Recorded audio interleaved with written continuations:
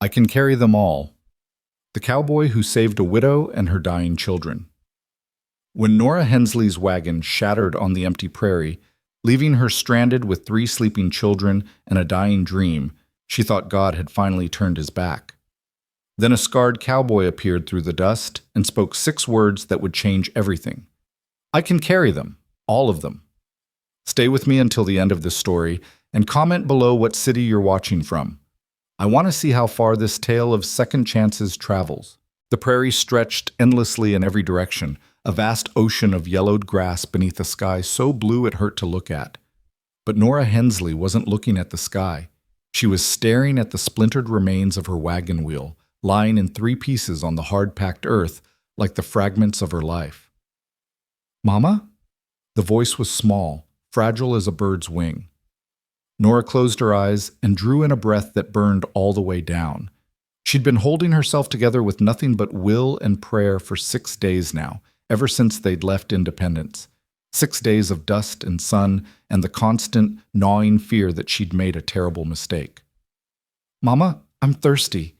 She turned to find Clara standing beside the broken wagon, all of 7 years old, her blonde hair matted with dirt and her lips cracked from the wind. Behind her, still nestled in the wagon bed, Thomas and little Samuel slept the heavy sleep of exhausted children. Samuel's cheeks were flushed with fever, and even from here, Nora could hear the rattle in his breathing. "I know, sweetheart." Nora's voice came out rougher than she intended. Just give Mama a minute to think." But there was nothing to think about.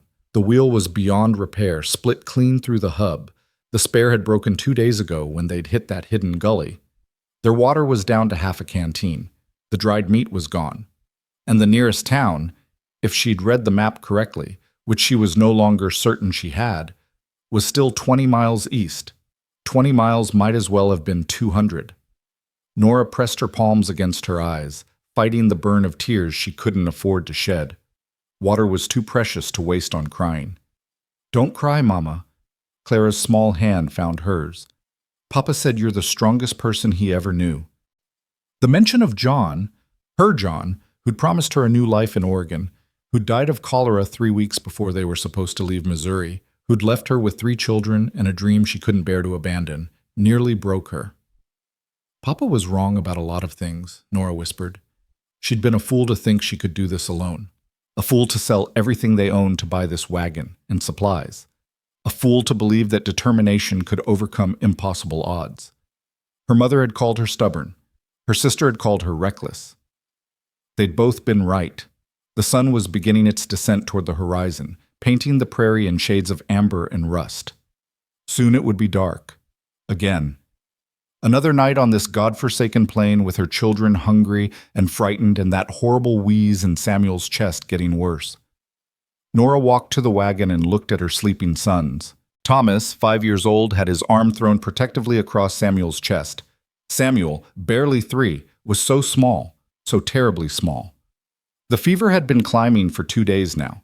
She'd used the last of their precious water to bathe his forehead, but it hadn't helped. She knew what fever meant out here. She'd seen 2 children die of it on the trail before Independence, before she'd split off on her own, convinced she could make better time without the slow-moving wagon train. Pride. That's what this was. Pride and stubbornness had led her children out here to die. "Mama, there's a man." Nora's head snapped up so fast her neck cracked. Her hand went instinctively to the rifle propped against the wagon wheel, though her arms were so tired she wasn't sure she could lift it. "Where?" Clara pointed west toward the dying sun. At first, Nora saw nothing but the rolling prairie and the long shadows of evening. Then she spotted him, a single rider, dark against the golden light, moving slowly toward them. Her heart hammered against her ribs. Out here, a stranger could mean salvation or destruction, and there was no way to know which until it was too late. She'd heard the stories. Women traveling alone, men who saw opportunity in desperation. But what choice did she have? She couldn't fight off a determined man even if she wanted to, couldn't run with 3 children, one of them burning with fever, couldn't do anything but stand there and wait and pray that God hadn't completely abandoned them. The rider drew closer. He was tall in the saddle, wearing a dark hat pulled low against the setting sun. A rifle hung from his saddle, and there was something in the way he sat his horse, easy, confident, that spoke of a man comfortable with violence. Nora's fingers tightened on the wagon wheel. She positioned herself between the rider and her children for all the good it would do. The man stopped 20 paces away. He didn't dismount, didn't speak, just sat there on his big bay horse, studying her with eyes she couldn't quite see beneath the shadow of his hat brim. The silence stretched like taffy. Nora could hear Clara's quick breathing behind her, could feel the prairie wind pulling at her skirt, could smell the dust and the sweat and her own fear. "My wheel's broken," she finally said, hating how her voice shook. "We don't have anything worth taking." The man tilted his head slightly, and for the first time she caught a glimpse of his face. He was younger than she'd expected, maybe 30, maybe less, with dark hair and the kind of weathered skin that came from years in the sun. A scar ran from his left temple across his jaw, pulling his mouth into what might have been a permanent frown. "Wasn't planning on taking anything," he said. His voice was rough, like a man who didn't use it often. Nora didn't know if she believed him, but she nodded anyway. "Then I'd be obliged if you could point me toward the nearest town." The man shifted in his saddle, and his horse took a few steps closer. Nora tensed, but he stopped again, still maintaining that careful distance. "Nearest town is Preston's Creek," he said, 23 miles northeast. Nora's heart sank. She'd been going in the wrong direction. "I've got 3 children," she heard herself say. "One of them's sick. Fever. We've been out here 6 days. I've got maybe half a canteen of water left and no food." She didn't know why she was telling him all this. Didn't know what she expected him to do about it. Maybe she just needed to say it out loud. Needed to hear someone else acknowledge the impossibility of her situation. The man was quiet for a long moment. His horse stamped and blew, and somewhere far off, a hawk cried out. Then he dismounted. Nora's breath caught. Her hand went to her apron pocket, where she'd hidden John's hunting knife, though she had no illusions about being able to use it effectively. But the man didn't come toward her. Instead, he walked to his horse and pulled something from his saddlebag. A moment later, he held up a canteen. "It's full," he said. "Your girl looks thirsty." Nora stared at the canteen like it was a mirage. I can't pay you for it." "Didn't ask you to." He took 3 steps forward and held it out. Nora hesitated, then took it with trembling hands. The weight of it, the slosh of water inside, it brought tears to her eyes. "Thank you," she whispered. The man nodded once, then turned to look at her wagon. He walked around it slowly, studying the broken wheel, the way the axle had cracked, the general condition of the whole rig. Nora watched him, trying to read his expression, but his face gave nothing away. "You can't fix it," she said. "I already looked. The hub's split." "I know." He straightened up and looked past her, toward the wagon bed where Thomas and Samuel still slept. "How sick is the boy?" "Bad." Nora's voice cracked.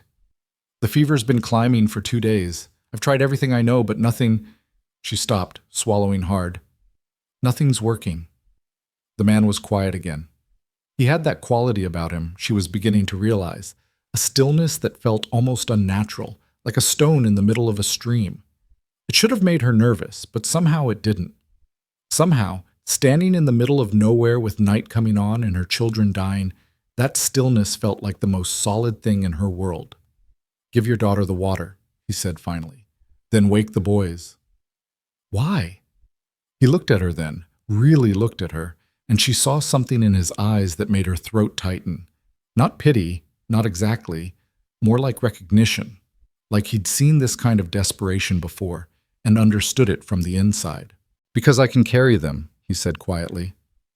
"All of them." Nora felt something crack open in her chest. "I don't understand." "I've got a cabin about 8 miles west. There's a stream nearby, good water. I've got food, medicine, shelter." He gestured toward her children. "They need all 3. So does your boy, if he's going to have a chance." "You're offering—" Nora couldn't finish the sentence. It was too much, too impossible. "Why?"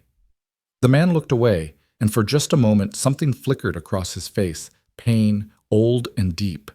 Then it was gone, and his expression was stone again. "Because someone should have stopped for my wife when she needed help," he said. "Nobody did." The words hung in the air between them, heavy with a grief Nora recognized because she carried its twin. "I can't impose on you like that," she said, even as everything in her screamed, "Yes, please save my children. You don't know us. We're strangers." "That's true." He turned back to her. "But I know what it looks like when someone's out of options. And I know what happens to children out here when night falls and there's no shelter." He paused. "Your boy doesn't have 2 days. Maybe not even one. You know that, don't you?" Nora nodded, unable to speak. "Then let me help." It wasn't a command. It wasn't even really a request. It was just a statement of fact, simple and direct, and somehow that made it impossible to refuse. "Okay," Nora whispered. "Okay." The man, she still didn't know his name, nodded and walked back to his horse. He pulled a bedroll from behind his saddle and spread it on the ground. "Wake your sons," he said. "Gently. We'll let them drink first, then we'll go." Nora knelt beside the wagon and gently shook Thomas's shoulder. "Tommy, sweetheart, wake up." Thomas's eyes fluttered open, confused and frightened. "Mama?" "It's okay, baby. It's okay. We're going to get some help."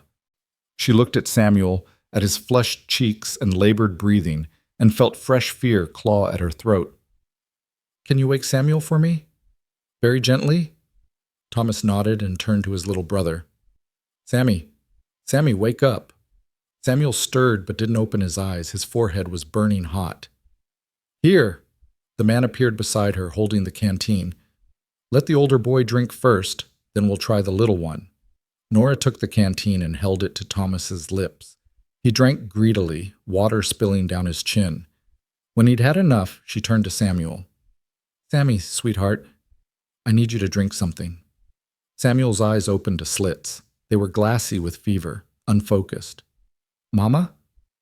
"I'm here, baby. I'm right here. Can you drink some water for Mama?"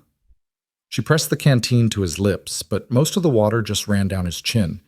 He managed a few swallows before his eyes closed again. "That's okay," the man said quietly. "We'll get more in him when we get to the cabin."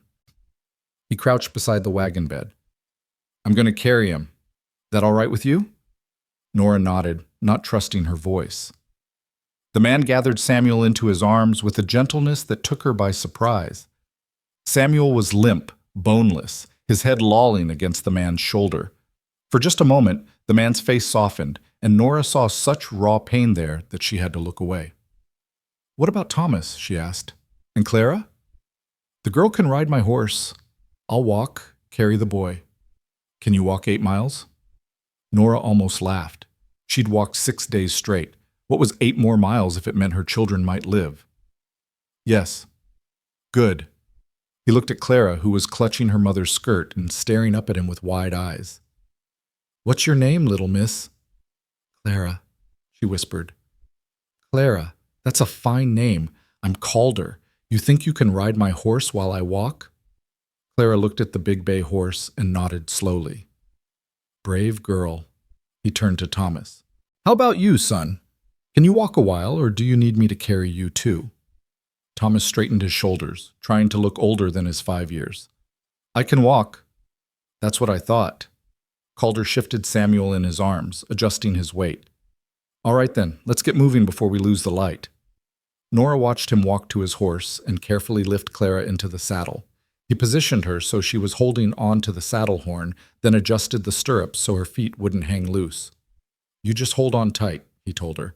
"The horse's name is Copper. He's gentle. He won't run." Clara nodded, looking terrified and brave all at once. Calder took up Copper's reins in one hand, still cradling Samuel in his other arm, and started walking west. Nora grabbed Thomas's hand and followed, leaving behind her broken wagon, her supplies, the last physical remnants of the life she'd tried to build. The sun was nearly gone now, painting the sky in shades of purple and gold. The prairie stretched endlessly in every direction, and for the first time in days, Nora didn't feel utterly alone. They walked in silence. Thomas stumbled a few times, but each time Nora steadied him. Clara swayed slightly in the saddle, but held on gamely. And Calder walked ahead of them, his stride steady and sure, Samuel cradled against his chest like something precious. After about an hour, when full darkness had fallen and the stars had come out in their thousands, Calder finally spoke. Your boy, Samuel, you called him? Yes. How long has he had the fever? 3 days, maybe 4. It's hard to remember. What other symptoms? Rash? Vomiting? No rash. He's barely eaten in days, so no vomiting either. Just the fever. And his breathing. You can hear it. That awful rattle. Calder nodded slowly. Sounds like it might have started in his chest. Infection, probably. Not cholera, at least. That's something. Relief flooded through Nora. You're sure? Sure as I can be without examining him proper. Cholera usually comes on faster, hits harder. This sounds like pneumonia, maybe. Still serious, but... He trailed off. But treatable. If we get him warm and dry and get some medicine in him. Nora felt tears prick her eyes again. Thank you, she whispered. Thank you for stopping. Thank you for... Her voice broke. I didn't think anyone would help us. Most people wouldn't, Calder said quietly. Prairie's not kind to folks who stop to help strangers. Then why did you? He was quiet for so long she thought he wouldn't answer. Finally he said, Because I didn't want to be most people anymore. Nora didn't know what to say to that, so she said nothing. They walked on through the darkness, following Calder's sure stride across land he clearly knew well. Thomas started to flag after another hour. His steps grew slower, more labored. He didn't complain. Her brave boy never complained. But Nora could see him struggling. How much farther? She asked. Maybe 4 more miles. Thomas stumbled, and this time he went down, his knee hitting the hard earth. He didn't cry, but Nora heard his sharp intake of breath. Calder stopped and turned. He looked at Thomas, then at Nora, then at Clara sleeping in the saddle. When had she fallen asleep? And something in his expression shifted. Wait here, he said. He walked to Copper and carefully transferred Clara into Nora's arms. The girl stirred but didn't wake. Then he turned to Thomas. Come here, son. Thomas walked over, limping slightly. Calder crouched down so they were eye to eye. You've been real brave, he said. Walking this far without complaint. Your mama should be proud. I can keep walking, Thomas said quickly. I'm not a baby. I know you're not, but here's the thing. I've been carrying your brother for hours now, and my arms could use a break. Think you could do me a favor and ride Copper for a while? Give me a chance to rest? Thomas looked uncertain. But you said, I know what I said, but plans change. That's part of being tough, knowing when to accept help. Think you can do that? Slowly, Thomas nodded. Calder lifted him onto Copper's back, then looked at Nora. You doing all right? Nora, holding her sleeping daughter with arms that felt like lead, nodded. I'm fine. You're a terrible liar. But there was something almost gentle in his voice. Just 3 more miles. There's a rise about a mile ahead. You'll be able to see the cabin lights from there. Lights? You have someone at your cabin? No, I just leave lamps burning. Makes it easier to find in the dark. Something about that. The image of this solitary man walking back to a lit cabin alone night after night made Nora's throat tight. They pressed on. The moon rose, casting everything in silver. The prairie at night was a different world, quieter, stranger, full of rustling sounds and distant cries. Twice Nora heard the howl of wolves, far off, but distinct, and each time Calder's hand went to the rifle at his side. But nothing came near them. They walked on, a strange procession, a scarred cowboy carrying a fevered child, leading a horse with a sleeping boy, followed by a widow clutching her daughter, and slowly, impossibly, hope began to kindle in Nora's chest. There, Calder said suddenly. Nora looked up and saw it, a rise in the land ahead, and beyond that the faint glow of lamplight against the darkness. That's home, Calder said simply. Home. The word struck Nora like a physical blow.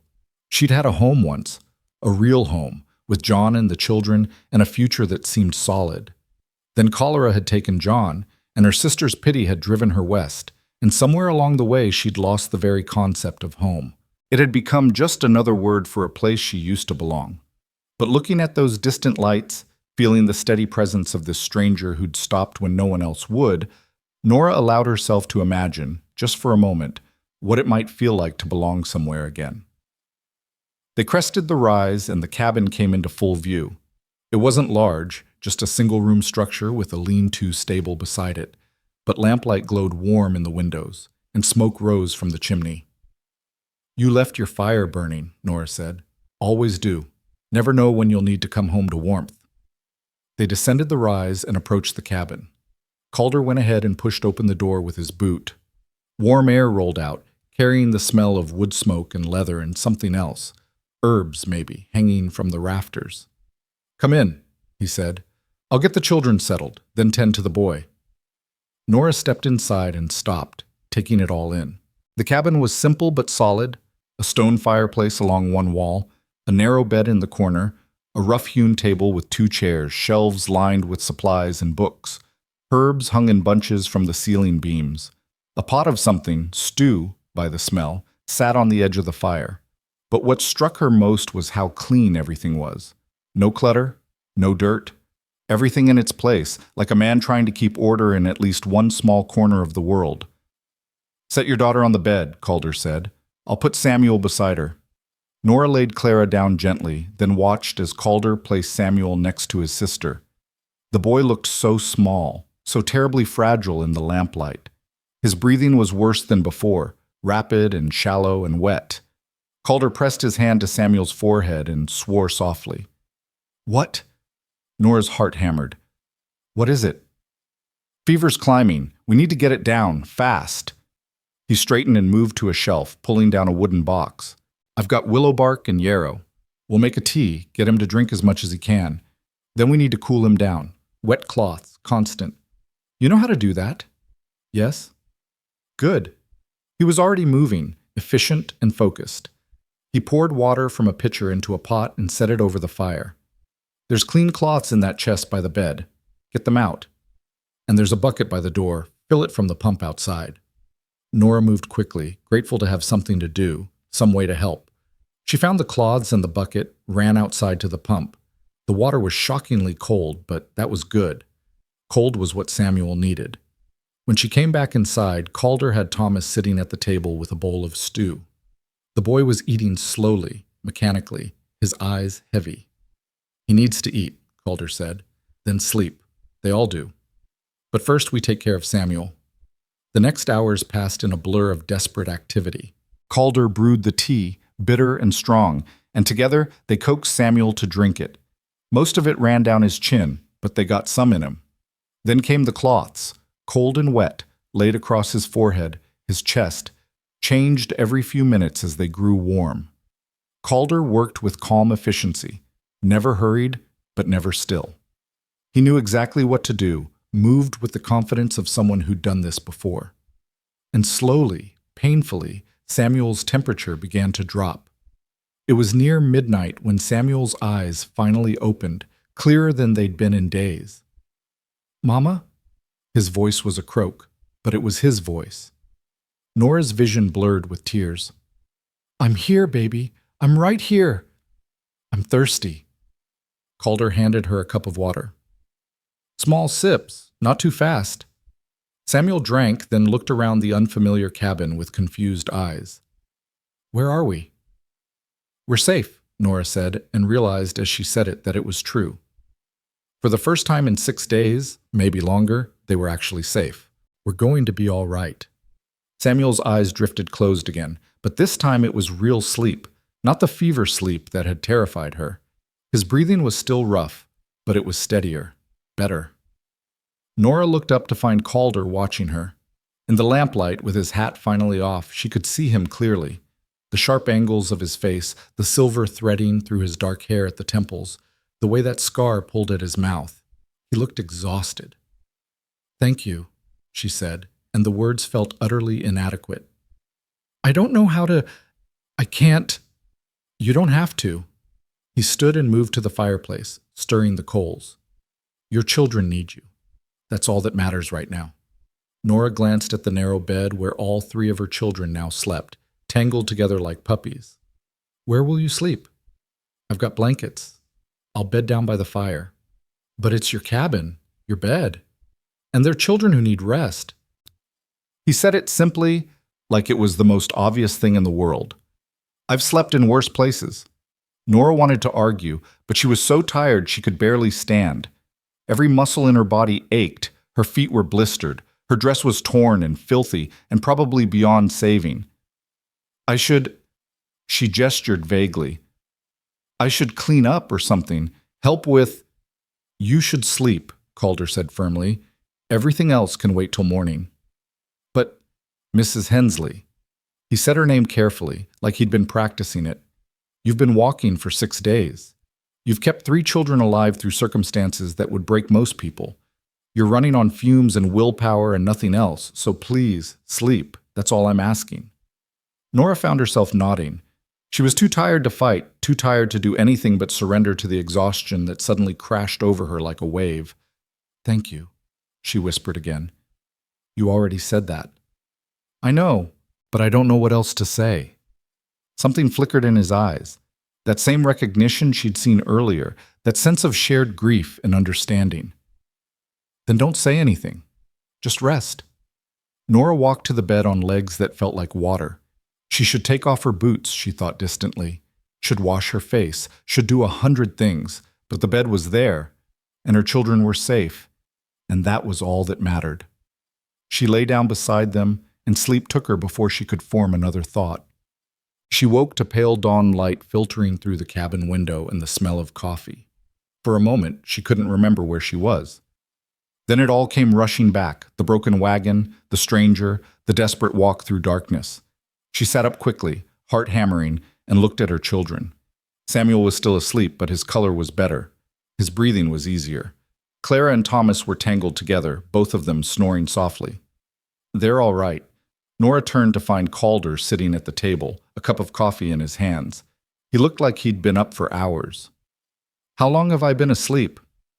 About 6 hours. The boy, Samuel, woke up once around dawn, drank some water and ate a little bread, then went back to sleep. Relief made Nora's eyes burn. His fever? Down, not gone, but down. He's going to need care for a few more days, but I think he'll pull through. Nora pressed her hands to her face, suddenly overwhelmed. Her son was going to live. Her children were safe. They'd survived. Hey, Calder's voice was gentle. It's all right. You're allowed to fall apart a little. I can't. Nora's voice came out thick. If I start, I won't stop. Then save it for later. He stood and walked to the stove, poured coffee into a second cup. For now, drink this. When was the last time you ate? Nora tried to remember and couldn't. I don't know, 2 days? 3? Calder set the coffee in front of her, then returned to the stove. A few minutes later, he placed a plate of eggs and bread on the table. Eat. Nora stared at the food like it might disappear if she looked away. This is too much. I can't take your food. You already did. Now stop arguing and eat before it gets cold. There was something in his tone, not unkind but firm, that made arguing impossible. Nora picked up the fork and took a bite, and the taste of real food after days of nothing made her want to cry again. They sat in silence while she ate. Calder sipped his coffee and stared into the fire, his expression distant. Nora studied him in the morning light, this stranger who'd saved them for reasons she still didn't fully understand. Why? She asked finally. He looked at her. Why what? Why did you help us? Really? Calder was quiet for a long moment. Then he said, I told you. My wife. You said someone should have stopped for her, but that doesn't explain why you stopped for us. He set his coffee down and leaned back in his chair. Her name was Sarah, he said quietly. We had a cabin about 30 miles south of here. I was away, herding cattle, when she went into labor. It was too early. Something went wrong. He paused, his jaw tight. She tried to get to Preston's Creek, to the doctor. Never made it. Someone found her 3 days later, about a mile from town. Her and our daughter, both gone. Nora's throat closed. I'm sorry. People passed her, Calder continued, his voice flat. Had to have. The road was well traveled, but nobody stopped. Nobody helped. He looked at Nora then, and the pain in his eyes was so raw it hurt to see. So when I saw you yesterday, standing by that broken wagon with your children, I couldn't be one of those people. Couldn't just ride past.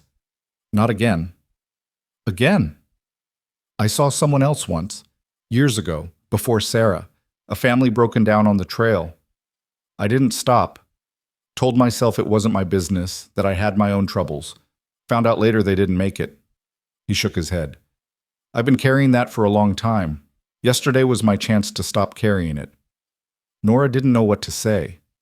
The weight of his grief, the burden of his guilt, it explained everything and nothing at once. I'm not looking for forgiveness, Calder said. Just wanted you to understand, this isn't charity. It's, he struggled for the word. Penance, maybe. That's not fair to you. Maybe not, but it's true. They sat in silence as the morning light grew stronger.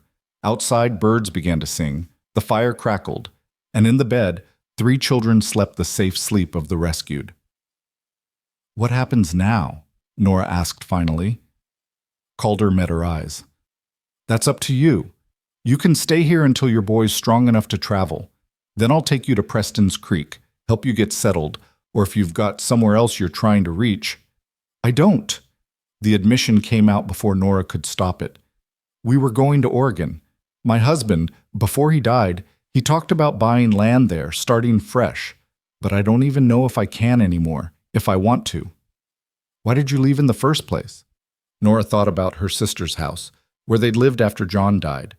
The way her sister's husband had looked at her, like she was a burden, a problem to be managed.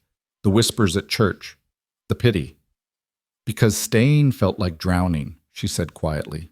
Because my children deserved better than growing up in a place where everyone saw them as the poor dead man's family. Because I thought, she laughed, but there was no humor in it. I thought I could give them something better. You can, Calder said. You're still alive. That means you can. Nora looked at him. You believe that? I have to. He stood and walked to the window, looking out at the morning. Because the alternative is giving up, and I'm not ready to do that yet. Something in his words resonated deep in Nora's chest. She'd been so close to giving up yesterday, so close to just lying down in the dust and letting the prairie take her. But she hadn't. She'd kept walking, kept fighting. And maybe that was enough. Maybe survival itself was a kind of victory. How long can we stay? She asked. Calder turned to look at her. As long as you need. I don't want to impose. You're not imposing. I've got supplies. I've got room. And honestly, he paused, something vulnerable flickering across his face. It's been quiet here, too quiet. Having people around, it's not the worst thing. Nora heard what he wasn't saying, that loneliness had its own kind of weight, that grief and solitude could become unbearable, and she understood because she'd felt it too. Then we'll stay, she said, at least until Samuel's better, and then… She stopped, not knowing how to finish the sentence. And then we'll see. Calder nodded. That's a plan. It wasn't much of a plan, Nora thought, but standing there in the warm cabin with her children sleeping safely and the morning sun painting everything gold, it felt like enough. It felt like a beginning.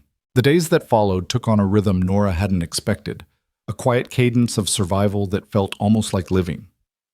She woke each morning to find Calder already up, coffee brewing, the fire stoked against the chill. He'd nod at her, say good morning in that rough voice of his, and then set about the business of keeping them all fed and warm without making it seem like charity. Samuel improved slowly. The fever broke completely on the 3rd day, and by the end of the first week he was sitting up, asking for food, complaining about being stuck in bed. Nora had never been so grateful to hear her son whine. "Mama, I'm bored," Samuel announced one morning, his lower lip jutting out in that way that meant a tantrum was brewing. "I know, sweetheart, but you need to rest." "I've been resting forever. 5 days isn't forever." "Feels like it." Calder looked up from where he was mending a harness by the fire. "How about this?" he said. "If you rest quiet today, tomorrow I'll teach you how to whittle." Samuel's eyes went wide. "Really?" "Really. But only if you're good for your mama today." "I'll be good. I'll be so good." Nora caught Calder's eye and mouthed a silent thank you. He just shrugged and went back to his work. But she saw the corner of his mouth quirk up, the closest thing to a smile she'd seen from him yet. That was how it went. Calder would say something small, do something kind, then retreat back into his quiet solitude before anyone could make a fuss about it. He was like a wild animal, Nora thought, present but wary, helpful but always maintaining distance. Clara had attached herself to him immediately, following him around the cabin and yard like a shadow. At first, Calder seemed uncomfortable with the attention, but gradually he softened to it. He'd answer her endless questions with surprising patience, let her help with small tasks, even carved her a little horse out of pine wood that she clutched like treasure. Thomas was more cautious, watching Calder with the careful assessment of a boy who'd learned too young that the world wasn't always safe. But Nora saw him warming too, especially after the day Calder let him help feed the chickens. "They're real soft," Thomas had said, his face full of wonder as a hen pecked grain from his palm. "They are," Calder agreed, "and they give us eggs, so we treat them with respect. Papa used to say that, about animals, that we should respect them." Calder glanced at Nora, something questioning in his eyes, but he just nodded. "Your papa was right. It was small things like that, moments of normalcy in the midst of their upheaval, that began to stitch Nora's frayed edges back together. She helped where she could, cooking meals from Calder's supplies, washing clothes in the stream, mending the tears in their threadbare garments. But mostly she watched her children come back to life and felt something in her chest unfurl like a flower after rain.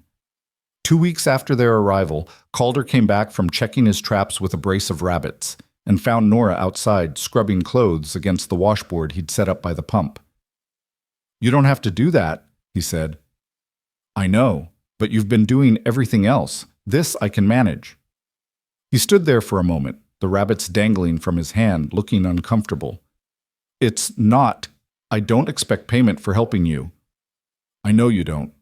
Nora straightened, pushing a strand of hair from her face. "But I need to feel useful. Can you understand that?" Something shifted in his expression. "Yeah," he said quietly. "I can." He turned to go, then stopped. "There's a storm coming, big one from the look of those clouds. We'll need to bring in extra wood."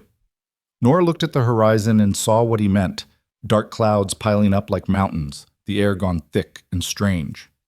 "When?" "Tonight, maybe. Tomorrow morning at the latest." He gestured toward the lean-to. "I'll start stacking wood by the door. Keep the children inside once it hits." The storm arrived just after sunset, announced by a wind that howled like something wounded. Nora gathered the children close as the first drops hit the roof, each one loud as a stone. Within minutes, it was a deluge. Rain so heavy she couldn't see the lean-to through the window, thunder that shook the cabin walls, lightning that turned the world white and sharp. Samuel buried his face against her shoulder. "I'm scared." "It's all right, baby. We're safe inside." "Are you sure?" Before Nora could answer, Calder spoke from where he sat by the fire, whittling something from a piece of wood. "This cabin's survived worse storms than this. Built it myself, and I built it solid. Nothing's getting through those walls." "You built it?" Thomas asked, his fear momentarily forgotten. "All by yourself?" "Mostly. Had some help with the heavy logs, but yeah. Took me 3 months." "Why'd you build it way out here?" Clara wanted to know. Calder was quiet for a moment, his knife moving steadily against the wood. "Because out here, nobody bothers you. It's peaceful." "Don't you get lonely?" Clara asked with the blunt honesty of childhood. Nora started to shush her, but Calder shook his head. "It's all right." He set down his knife and looked at Clara. "Yeah, sometimes I get lonely, but lonely's better than—" He stopped, seemed to reconsider. "Sometimes quiet's what a person needs." "I think it would be scary," Clara said, "being all alone." "It can be," Calder admitted, "but you get used to it." The storm raged all night. The children finally fell asleep in a pile on the bed, but Nora stayed up, too restless to rest. She sat at the table with a cup of coffee gone cold, listening to the thunder and watching Calder feed wood to the fire. "You should sleep," he said without looking at her. "So should you." "I don't sleep much anymore." "Since your wife?" He nodded slowly. "Got in the habit of staying up, listening for—" He stopped. "Doesn't matter. The habit stuck." Nora wrapped her hands around her cup. "I know what you mean. After John died, I'd lie awake for hours just listening to the children breathe, making sure they were still there, still alive. That go away eventually? Some, not entirely. She paused. I don't think we're supposed to forget that kind of fear. It changes you. Calder looked at her then, really looked at her, and Nora felt seen in a way she hadn't in a long time. Not pitied, not judged, just seen. Yeah, he said quietly. It does. They sat in silence after that, the storm raging outside, the fire crackling between them. It should have been awkward, Nora thought, sitting in the dark with a man she barely knew. But somehow it wasn't. Somehow it felt like the most natural thing in the world. When dawn finally came, gray and waterlogged, the storm had passed. Calder went outside to check for damage while Nora started breakfast. She was frying eggs when he came back in, soaked to the skin. Stream's running high, he reported. Too high to cross safely. We're going to be stuck here for a few days until it goes down. Is that a problem? Only if you're in a hurry to leave. Nora thought about that. Was she in a hurry? A month ago, she would have said yes. She'd had a destination, a plan, a timeline. But now, standing in this warm cabin with her children safe and a strange sense of peace settling over her, she wasn't sure anymore. We're in no hurry, she said. Something flickered across Calder's face. Relief, maybe, though it was gone too quickly to be sure. Good, because I could use some help around here if you're willing. What kind of help? Garden needs weeding. Chickens could use a proper coop instead of that lean-to arrangement I've got. And if you know anything about preserving, I've got vegetables that'll go bad if we don't do something with them soon. Nora felt something spark in her chest. Purpose, she realized. The chance to be useful instead of just grateful. I can do all that. I figured you could. He grabbed a towel and dried his face. Children can help too if they want. Teach them how things work out here. Over the following days, that's exactly what happened. Calder showed Thomas how to collect eggs without frightening the hens. He taught Clara how to identify edible plants from poisonous ones.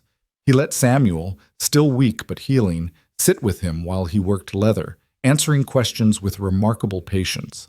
And Nora found herself working alongside him in the garden, their hands in the same dirt, harvesting vegetables she'd helped preserve for a winter she might not be here to see. It felt strange and right all at once, this play acting at domesticity with a man who was still essentially a stranger. Except he didn't feel like a stranger anymore. You're good with them, Nora said one afternoon as they watched the children play by the stream, which had finally receded to a safe level. I had practice. Calder's voice was rough. Before. How long were you married? 3 years. Known Sarah since we were kids, but didn't marry her till I'd made enough to build a place. He picked up a stone and skipped it across the water. Thought I was being smart, waiting till everything was perfect. Turns out perfect doesn't mean a damn thing when... He stopped. Sorry, shouldn't talk like that around you. I've heard worse and felt worse. Nora sat down on a sun-warmed rock. Sometimes I'm angry at John for dying. Is that terrible? No. I know it's not his fault. I know cholera just happens, that he didn't choose it.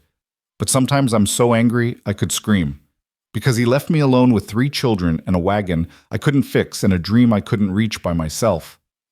Did you tell him that? Tell who? John. When he was dying. Did you tell him you were angry? Nora thought back to those final awful days.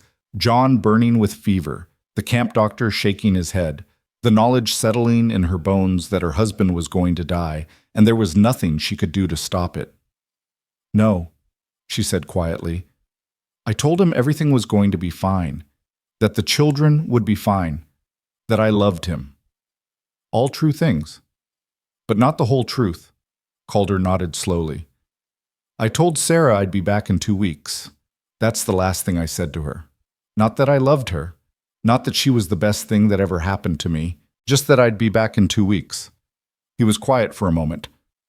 I was back in 10 days, 4 days too late. It's not your fault. I know that. Up here. He tapped his temple.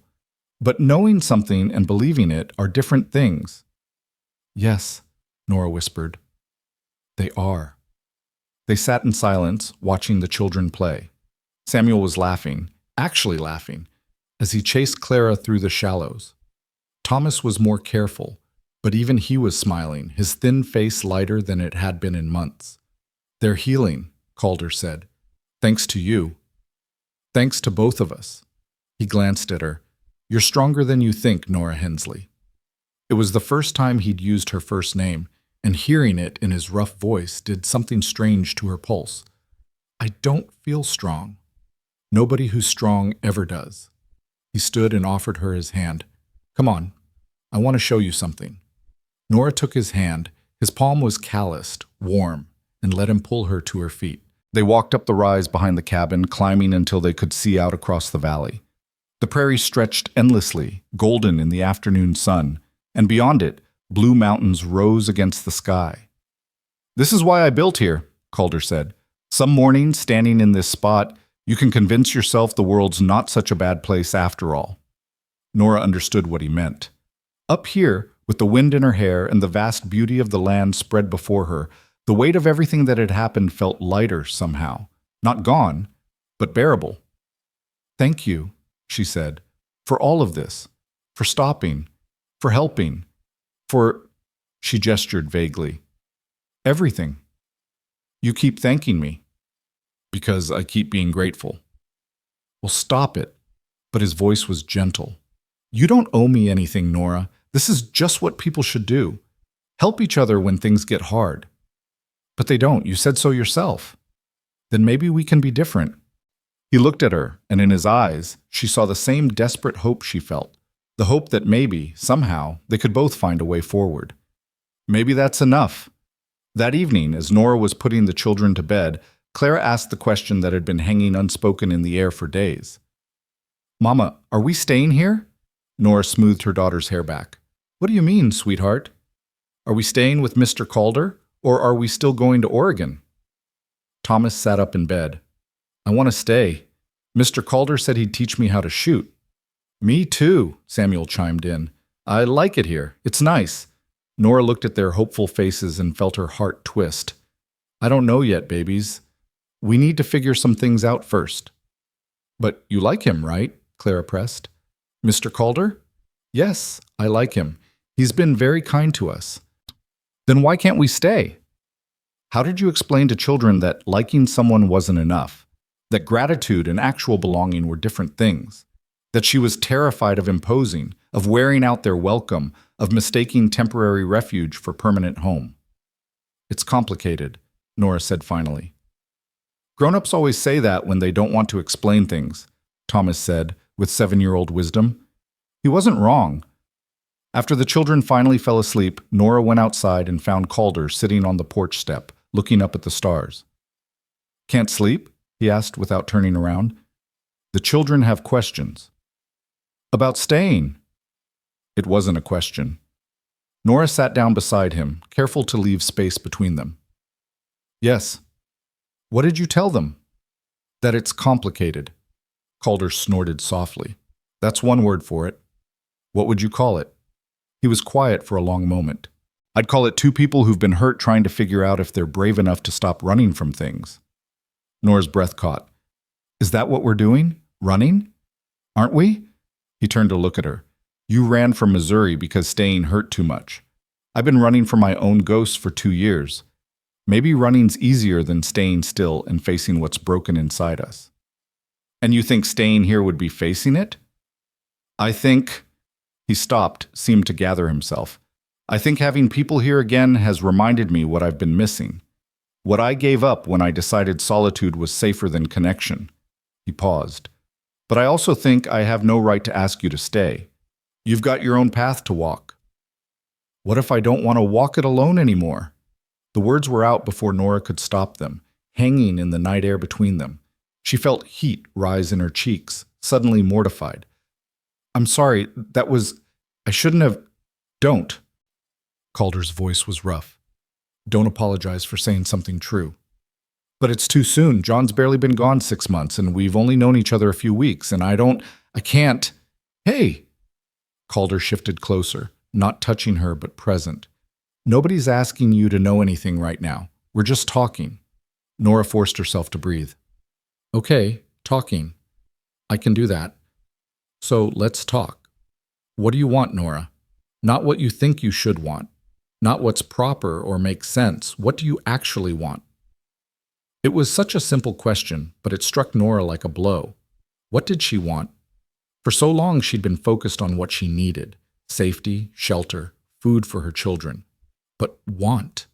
Want felt like a luxury she couldn't afford. I want my children to be happy, she said slowly. I want them to have a home, a real home, not just a place we're passing through. She paused. And I want to not feel so alone anymore. That's a start. What about you? What do you want? Calder looked out at the dark prairie. I want to stop feeling like a ghost in my own life.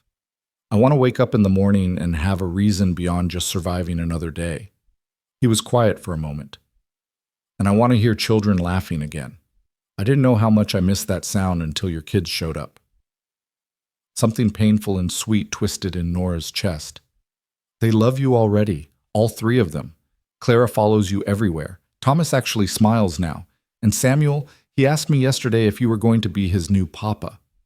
Calder's jaw tightened. What did you tell him? I told him it doesn't work that way, that... She stopped. What should I have told him? I don't know. Calder's voice was strained. I don't know if I deserve to be anyone's papa after... He cut himself off. After what? After I couldn't save my own child. There it was, the wound at the center of everything. Nora understood it intimately because she carried a matching one. The guilt of survival. The irrational certainty that you should have been able to prevent the unpreventable. It wasn't your fault, she said quietly, so everyone keeps telling me. But you don't believe it. No. I understand that. Nora drew her knees up to her chest. I keep thinking about all the things I could have done differently. If I'd convinced John not to travel, if I'd been more careful about water sources, if I'd... Her voice cracked. There's 1,000 ifs, and they all lead to the same place. Him dying, me alone, everything broken. But your children survived. Because you found us. If you hadn't... But I did. Calder turned to her. And your children are alive and healing and laughing again. You did that, Nora. You kept them alive long enough for help to come. That's not nothing. Then why doesn't it feel like enough? Because grief's a liar. It tells us we failed when we survived. It tells us we don't deserve happiness because someone we love didn't get to have it. He paused. But maybe we get to choose something different. Maybe we get to say that surviving matters. That building something new doesn't betray what we lost. Nora felt tears slip down her cheeks. I don't know if I know how to do that. Neither do I. But maybe we could figure it out together. She looked at him then, really looked at him, and saw in his scarred face the same desperate hope, the same tentative reaching toward something better. It would be so easy to say yes, to let herself lean into this man who'd saved them, who was kind to her children, who understood grief from the inside out. But easy wasn't the same as right. I need time, she said finally. I need to be sure that this isn't just gratitude or desperation or... I know. Calder stood and offered her his hand again. Take all the time you need. The offer stands. You can stay here as long as you want. And if you decide to move on, to Preston's Creek or Oregon or wherever, I'll help you get there. No strings, no expectations. Nora took his hand and let him pull her up. They stood close in the darkness, and she could feel the warmth radiating off him, smell the wood smoke and leather scent that clung to his clothes. Thank you, she whispered. Stop thanking me. Make me. It was supposed to be a joke, but something shifted in the air between them. Calder's hand tightened on hers, and for a moment Nora thought he might kiss her. Part of her wanted him to. Part of her was terrified he would. But he just squeezed her hand once and stepped back. Good night, Nora. Good night, Calder. She went inside and he stayed out under the stars, and neither of them slept much that night. The next morning brought a visitor, the first person besides themselves Nora had seen since Calder found them. She was hanging laundry when she heard hoofbeats and looked up to see a gray-haired man on a mule approaching the cabin. Calder came out immediately, his hand on his rifle, but he relaxed when he saw who it was. Doc Brennan, he called. What brings you out this way? The old man dismounted stiffly. Heard you had company. Thought I'd check in. Make sure everyone's healthy. How'd you hear that? Jake Preston mentioned seeing smoke from 2 fires when he was hunting up north. Figured you either had visitors or you'd learned to cook with 2 stoves. The doctor's eyes found Nora. Ma'am, name's Brennan. I'm the closest thing to a doctor these parts have. Nora Hensley. She wiped her hands on her apron. I appreciate you coming, but we're all right. Mr. Boone took good care of us. I'm sure he did, but humor an old man and let me check anyway. Heard you had a sick child? Nora glanced at Calder, who nodded. That'd be Samuel. He had a bad fever, but it broke. He's been improving every day. Glad to hear it. Still, I'd like to examine him if that's all right with you. An hour later, Doc Brennan had examined all 3 children and pronounced them healthy, if a bit underfed. He accepted coffee and sat at Calder's table, studying Nora with shrewd eyes. So, he said finally, what's your story, Mrs. Hensley? How'd you end up all the way out here with 3 children and a broken wagon? Nora told him the abbreviated version, John's death, her decision to press on to Oregon, the wagon breaking down. She left out the parts about desperation and fear and the certainty she was going to watch her children die. Doc Brennan listened without interrupting, then nodded slowly. You're lucky Calder found you when he did. Few more days and, well, let's just say luck was with you. It wasn't luck, Calder said quietly. It was... He stopped, seemed to reconsider. She would have found a way. Maybe? Maybe not. The doctor set down his cup. What are your plans now, Mrs. Hensley? You staying or still heading west? I don't know yet. Well, let me make the decision easier. Preston's Creek could use a woman like you. We've got a school teacher, but she's 80 and half blind. Someone younger who could teach the children would be welcome. There's also talk of starting a proper women's group now that we've got more than 5 families in town. I'm not sure. Think about it, Doc Brennan said. You'd have a place. People who'd help you get established. It's a good town, Mrs. Hensley. A good place to start over. He left shortly after, but his words hung in the air like smoke. Nora could feel Calder watching her as she moved around the cabin, preparing supper, but he didn't ask, didn't push, just let her think. That night, after the children were asleep, Nora made her decision. I want to go to Preston's Creek, she said, just to see it, to see if it might be a place we could stay. Calder nodded slowly. All right, we can go tomorrow if you want. You'll come with us? Of course I will. He looked almost offended, she'd asked. You think I'd send you off alone? I thought maybe you'd want us gone, want your solitude back. If I wanted that, I'd have said so.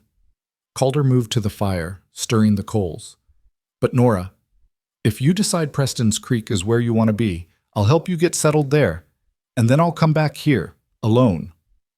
Why? Because I'm not going to crowd you, not going to make you feel obligated to stay near me just because I helped you. Nora felt something crack in her chest. And if I want you there, then I'll be there. He turned to face her. But you have to be sure. Not grateful. Not feeling like you owe me. Sure. I understand. Do you? Because I don't think you do. Calder crossed to where she stood. If we do this, if we try to build something together, I need to know you're choosing me. Not choosing safety or convenience or the first kind man who stopped to help. Me, with all my ghosts and scars and broken pieces. Nora met his eyes. The same goes for you. If you're with me, it's because you want me, not because you're trying to replace what you lost, not because you pity me, because you actually want this. I do want this. His voice was raw. I want you and your children and the noise and the chaos and all of it. But I also know that want isn't always enough. Sometimes we want things we're not ready for. So we go slow. Yeah, we go slow. They stood there in the firelight, 2 broken people trying to figure out if they could build something whole from their shattered pieces. It wasn't perfect. It wasn't even clear if it would work. But it was honest, and right now, that felt like enough. Tomorrow, Nora said. We'll go to Preston's Creek tomorrow, see what's there, and then we'll decide what comes next. Calder nodded. Tomorrow. But as Nora lay in bed that night, Listening to her children breathe and Calder's restless movements by the fire, she thought she might already know what her decision would be. Because home, she was beginning to understand, wasn't a place you traveled to. It was something you built, one careful choice at a time, with people brave enough to risk their broken hearts on something new. And maybe, just maybe, she was finally brave enough to try. The ride to Preston's Creek took most of the morning. Calder had rigged up a makeshift seat on Copper's back where Clara and Samuel could ride together, while Thomas insisted on walking beside Calder like a man. Nora walked too, grateful for the cool October air and the way the prairie had begun its slow transformation from gold to brown, preparing for winter sleep. They crested a rise around midday, and there it was, Preston's Creek, nestled in a valley where a tree-lined creek cut through the landscape like a vein of silver. It was bigger than Nora had expected, maybe 40 buildings clustered along a main street, with smaller structures spreading outward like roots from a tree. Smoke rose from chimneys, and even from this distance she could hear the sounds of life, hammers ringing, horses whinnying, voices calling to one another. "It's grown since I was here last," Calder said quietly. "When was that?" 2 years ago, right after—" He didn't finish, but he didn't need to. Right after Sarah died. Right after he'd buried his wife and daughter and retreated into solitude. They descended into town slowly, and Nora felt eyes tracking them from windows and doorways. A woman traveling with 3 children and a solitary cowboy. It wasn't hard to imagine what people might think. The thought made her cheeks warm, but she lifted her chin and kept walking. Calder led them to a small building with a sign that read Brennan Medical Services. The doctor must have seen them coming because he stepped out before they'd even tied up Copper. "Mrs. Hensley," he said warmly.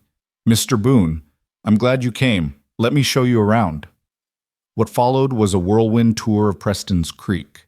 Doc Brennan introduced them to Martha Winslow, who ran the general store with her husband and had opinions about everything from politics to pie crust. They met Reverend Paulson, a young man with kind eyes and a firm handshake, who insisted they come to Sunday service. They saw the schoolhouse, a small building that smelled of chalk and old wood, and met the ancient schoolteacher, Mrs. Carmichael, who clutched Nora's hand and whispered that she'd been praying for someone to take over her duties before she died at her desk. "Don't let her scare you," Doc Brennan said as they walked away. "She's been threatening to die at that desk for 10 years. I think she's too stubborn to actually do it." Through it all, Calder stayed close but quiet, his hand never far from Nora's elbow when the crowds pressed too near, his presence a steady anchor in the chaos of meeting so many new people. The children stayed close too, overwhelmed by all the noise and activity after weeks of quiet cabin life. It was Thomas who finally voiced what they were all thinking. "Mama, can we go back now? It's too loud here." Nora looked down at her son's anxious face and felt a pang of guilt. She'd been so focused on finding them a place to belong that she hadn't considered whether her children were ready for the noise and bustle of town life. "Soon, sweetheart. Let's just have some lunch first." Doc Brennan led them to a small restaurant, really just the front room of someone's house where a woman named Louise served food to anyone with money to pay. The chicken was tough, and the potatoes were under-seasoned, but it was hot and plentiful, and Nora couldn't remember the last time she'd eaten a meal she hadn't cooked herself. They were finishing up when a woman approached their table. She was perhaps 30, pretty in a sharp-featured way, with blonde hair pinned severely back and a dress that was too fine for a frontier town. "Dr. Brennan," she said, her voice carrying that peculiar accent of the educated East, "I heard you had visitors. Aren't you going to introduce us?" "Mrs. Catherine Preston," the doctor said with something that might have been reluctance. "This is Mrs. Nora Hensley and her children, and Mr. Calder Boone." "Preston," Nora repeated. "As in Preston's Creek?" "My late husband's family founded the town," Catherine said, and there was pride in her voice. "I've been managing his affairs since he passed 3 years ago." Her eyes swept over Nora, taking in her worn dress and work-roughened hands. "Dr. Brennan mentioned you might be interested in teaching. Do you have experience?" "I taught Sunday school back in Missouri," Nora said, "and I've been educating my own children." "I see." Catherine's tone suggested this was insufficient. "Well, the position would require someone with proper credentials. We can't just have anyone teaching our children." Nora felt heat rise in her cheeks, But before she could respond, Calder spoke up. Mrs. Hensley kept 3 children alive for 6 days on the open prairie with no supplies and a broken wagon, he said, his voice flat. I'd say that demonstrates more practical knowledge than most credentials could prove. Catherine's eyes narrowed. Mr. Boone, I heard you'd finally come out of hiding. How unexpected to see you in town. I go where I'm needed. How admirable. Catherine's smile didn't reach her eyes. She turned back to Nora. I'm sure we can find something suitable for you, Mrs. Hensley, perhaps helping at the general store. Martha Winslow has been complaining about her back. It was dismissal wrapped in false kindness, and Nora recognized it for what it was, a woman marking territory, establishing hierarchy. In another life, she might have backed down, accepted the lesser position, grateful for any scrap of belonging, but 6 days on the prairie had burned away her capacity for false gratitude. I appreciate the concern, Nora said evenly, but I haven't decided yet if Preston's Creek is where we'll settle. We're just looking today. Of course. Catherine's smile tightened. Well, do let me know if you need anything. I like to keep track of everyone who comes through town. She nodded to Doc Brennan and swept away, her skirts rustling with indignation. Don't mind Catherine, the doctor said once she was out of earshot. She means well, but she's used to running things around here. Doesn't take kindly to anyone who might challenge that. I'm not trying to challenge anyone, Nora protested. Doesn't matter. You're a woman without a husband, traveling with an eligible bachelor. That makes you dangerous in Catherine's eyes. Doc Brennan chuckled. Especially since she's had her sights set on Calder ever since her husband died. Nora's eyes flew to Calder, who looked distinctly uncomfortable. I didn't. Of course you didn't, the doctor said. You barely spoke to anyone for 2 years. But that didn't stop Catherine from deciding you'd be perfect for her once you'd mourned appropriately. He stood and stretched. Come on, let me show you the property on the edge of town, old widow Jameson's place. She died last spring, and the house has been sitting empty. Might be suitable if you decide to stay. The house was small, badly in need of repair, but it had good bones. 2 rooms, a stone fireplace, a well in the yard, and enough land for a garden.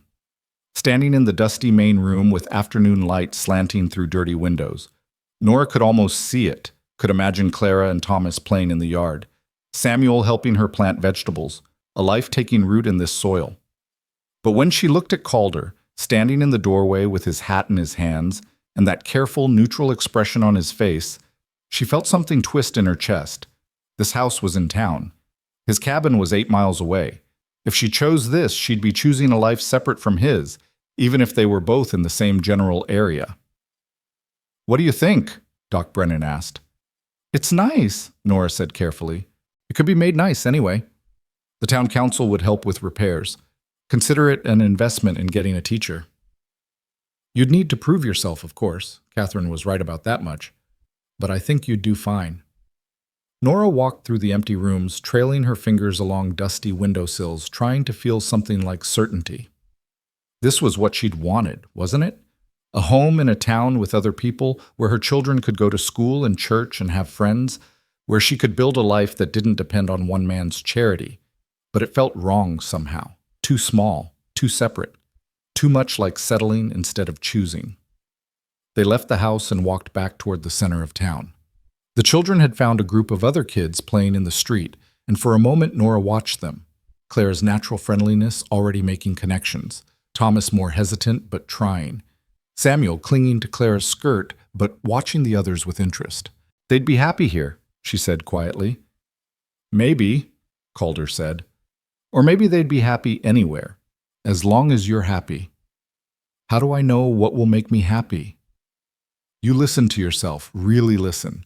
Not to what you think you should want, what you actually want. Nora turned to face him. They were standing at the edge of town now, away from the bustle of the main street.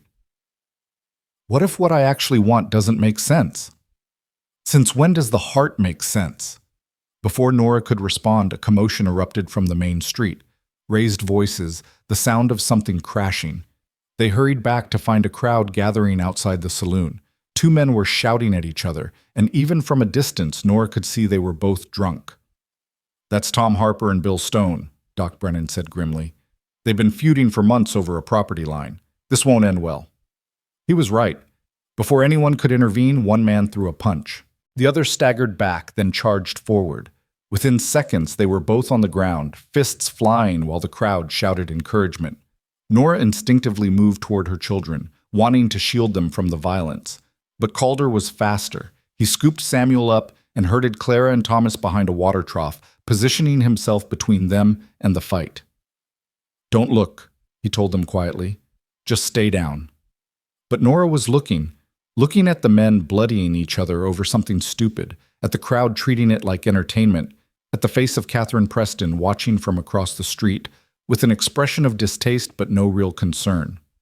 This was town life too, the ugliness that came with putting too many people in too small a space, the way violence could erupt from boredom and alcohol and old grudges. Finally, a large man, the sheriff, Nora guessed, waded into the fight and pulled the two men apart.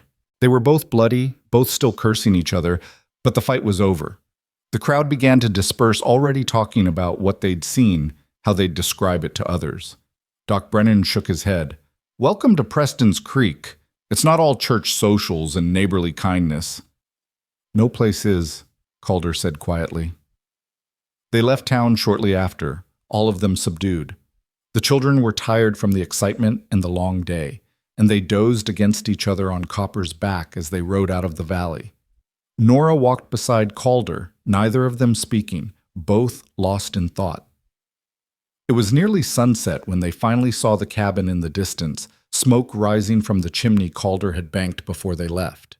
And seeing that small, sturdy structure against the vast prairie, with mountains purple in the distance and the first stars beginning to appear, Nora felt something settle in her chest. "It's good to be back," Thomas said sleepily as Calder lifted him down from the horse. Back. Not good to be here, or good to arrive. Back. Like the cabin was already home in his child's mind. That night, after the children were asleep and the fire had burned down to coals, Nora finally voiced what had been building in her all day. "I don't want the house in town." Calder, who'd been staring into the fire, looked at her. "No?" "No." Nora twisted her hands in her apron. "I thought I would. I thought that's what I needed. Other people, a community, all the normal things. But standing in that empty house, all I could think was how far away it was from here. From this. This is just a cabin in the middle of nowhere. This is the place that saved us, the place where Samuel got better, where my children learned to laugh again, where I—" She stopped, swallowed. "Where I started to feel like maybe I could be more than just a woman running from grief." Calder was very still. "What are you saying, Nora?" "I'm saying I want to stay here if you'll have us. Not as guests, not as charity, as—" She struggled for the right word. "As family, maybe. Or the beginning of one. You saw what town life offers. School for the children, other women to talk to, a church, all the things a proper widow should want." "I'm tired of should," Nora said fiercely. "I've spent my whole life doing what I should. Marrying young because it was expected, following John West because a wife should support her husband's dreams, running from Missouri because widows should make themselves scarce, should spare their families the burden of their grief and their children." She stood and crossed to where he sat. "I don't want to live my life by should anymore." "What do you want to live by?" "Choice." She held his gaze. "I want to choose this. Choose you. Choose building something here, even if it's hard, even if people in town think I'm crazy for living so far out. Even if—" Calder stood abruptly, cutting her off. "You need to be sure, Nora, because once you make this choice, I won't let you go easy. I'll be all in, with you, with your children, with everything.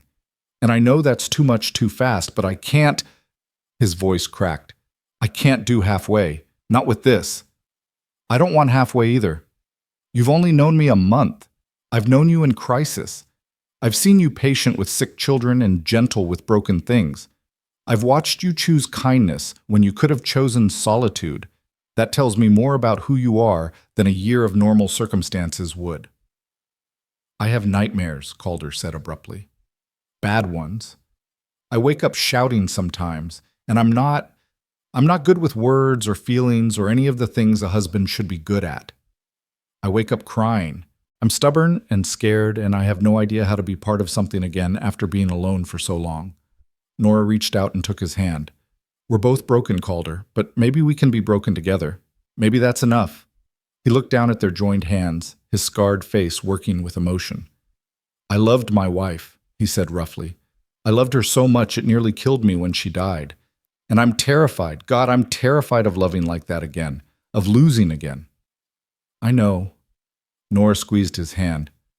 I'm terrified too, but I'm more terrified of living half a life because I was too scared to try for a whole one. What about your children? What if they change their minds? What if they need more than this cabin can give them? Then we'll figure it out, together. She paused. They already love you, you know. Thomas wants to be just like you.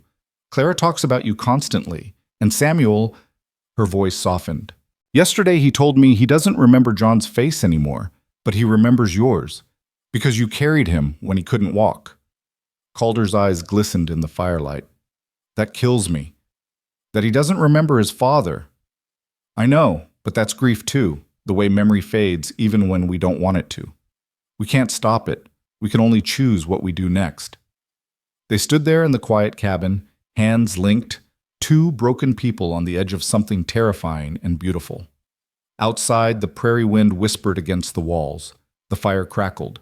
And somewhere in the darkness, an owl called out, lonely and free. Stay then, Calder said finally.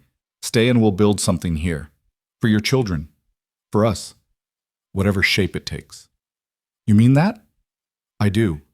He lifted her hand and pressed it against his chest, where she could feel his heart beating hard and fast. I want this, Nora. Want you. Want to wake up and hear children playing. Want to teach Thomas to shoot and Clara to ride. Want to watch Samuel grow strong. Want... He stopped, swallowed hard. Want to fall asleep next to you and know you'll still be there in the morning. Nora's breath caught. That's more than just offering shelter. I know. That's courting. That's intentions. I know that too. People will talk. A widow and a widower living together without being married. Let them talk. Calder's hand came up to cup her face, his thumb brushing her cheekbone. Unless you care what they think. I don't. And as she said it, Nora realized it was true. She didn't care about Catherine Preston's disapproval or the town gossips or anyone else's opinion about what was proper. She only cared about this moment, this man, this chance at something real. I just want to know we're doing this for the right reasons. What are the right reasons? Not loneliness, not desperation, not just because we're both scared of being alone. What then? Nora thought about it, really thought about it. Because when I imagine the future, you're in it. Because my children smile more when you're around. Because this cabin feels more like home than any place I've ever lived. She paused. Because I look at you and I feel like I could be happy again. Really happy. And I thought I'd never feel that way about anyone after John. Is that guilt I hear? Yes. She wouldn't lie about it. It feels like betrayal sometimes, like I'm forgetting him too quickly. My Sarah's been gone 2 years, and I still feel guilty when I laugh, Calder said quietly. Feel guilty when I realize a whole day's passed, and I didn't think about her. Feel guilty that seeing you smile makes me want things I thought I'd buried with her. He was quiet for a moment. But I think maybe they'd want this for us. Want us to be happy, to live. You think so?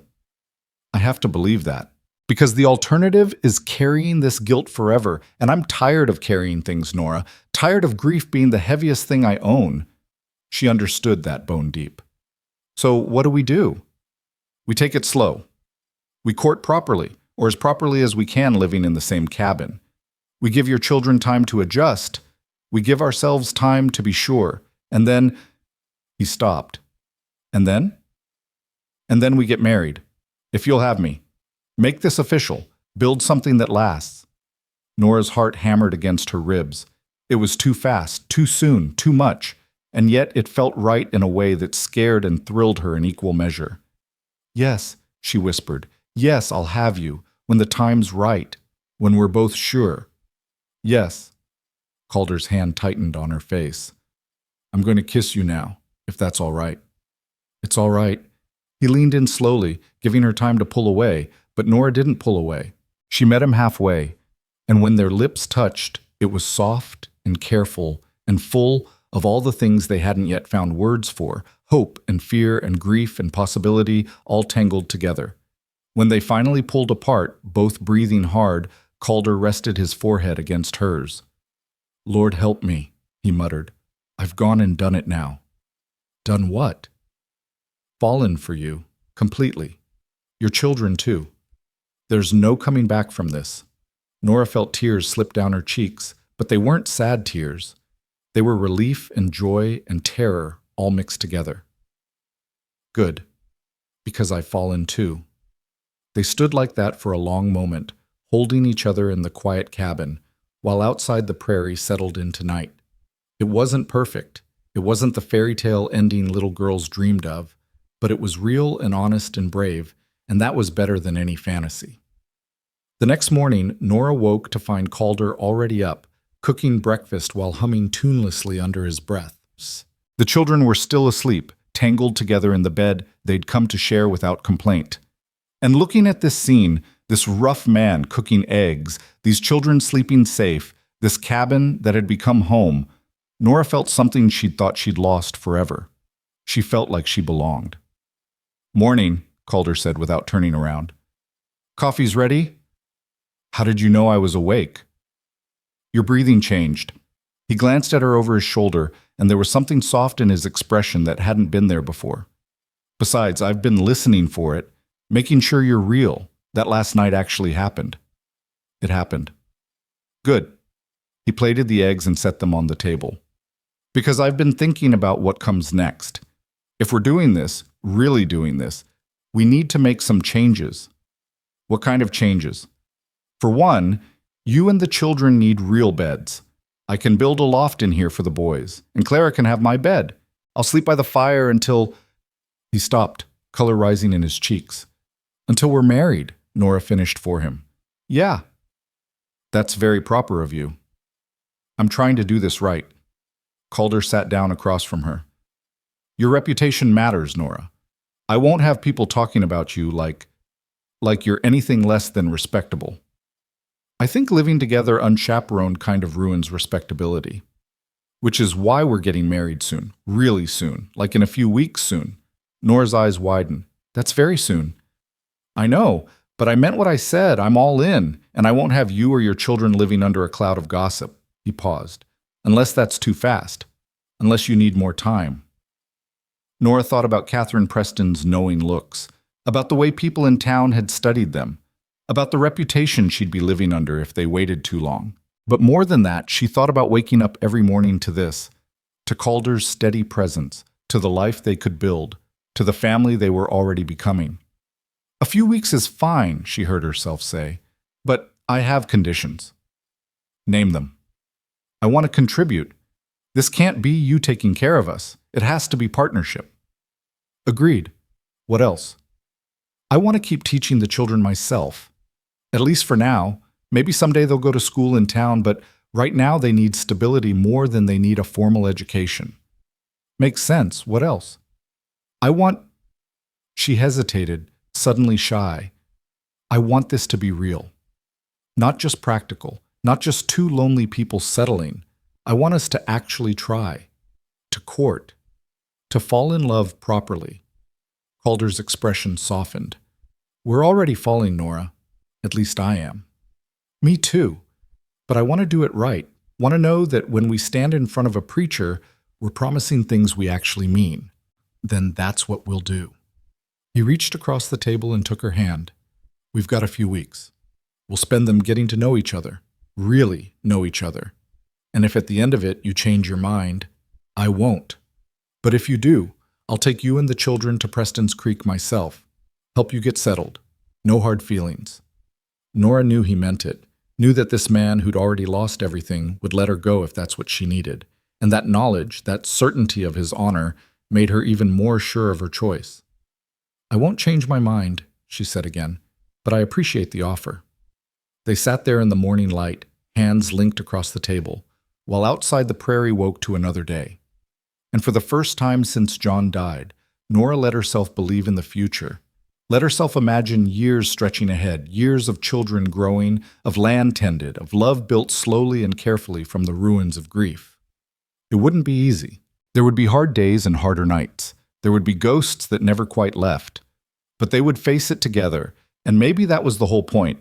Maybe love wasn't about finding someone who made life easy. Maybe it was about finding someone who made the hard parts worth bearing. "Hey," Calder said softly. "Where'd you go?" "Just thinking about the future." "Yeah?" "Yeah." Nora smiled at him, real and true. "And you know what? For the first time in a long time, I'm not scared of it." Calder smiled back, a real smile, not the half-broken thing she'd seen before, but something full of hope and warmth. "Neither am I." And in that moment, with breakfast cooling on the table and children stirring in the bed and the whole uncertain future stretching before them, Nora knew they were going to be all right. Not perfect, not unmarked by loss, but all right. And that was more than enough. That was everything. The weeks that followed unfolded like a flower opening to the sun. Slowly, carefully, each petal revealing something new.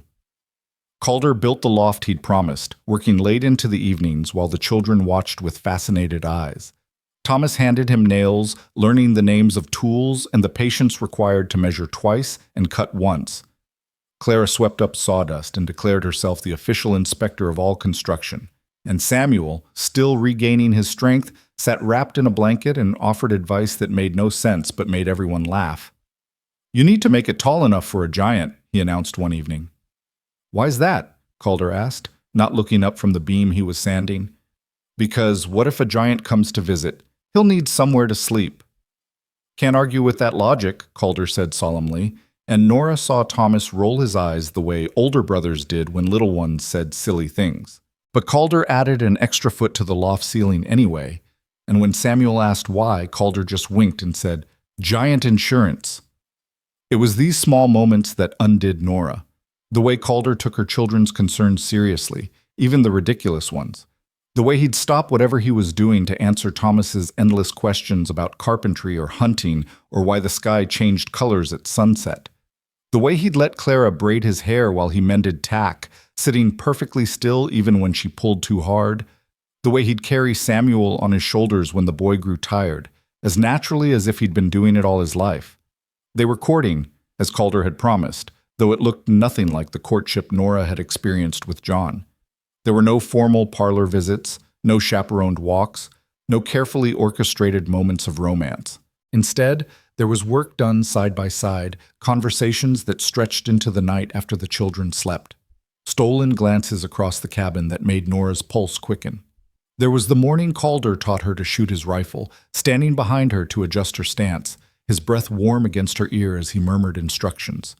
The accidental brush of his fingers against hers when they both reached for the same tool. The way their knees would touch under the table during meals, neither of them pulling away. And there were the stories they told each other in the quiet hours. Calder speaking about Sarah with a mixture of love and sorrow that Nora understood intimately, about the daughter he'd never gotten to know, about the guilt that still gnawed at him in the darkest hours. Nora shared memories of John, of their young love and their dreams, of the way cholera had stolen him so quickly she'd barely had time to say goodbye.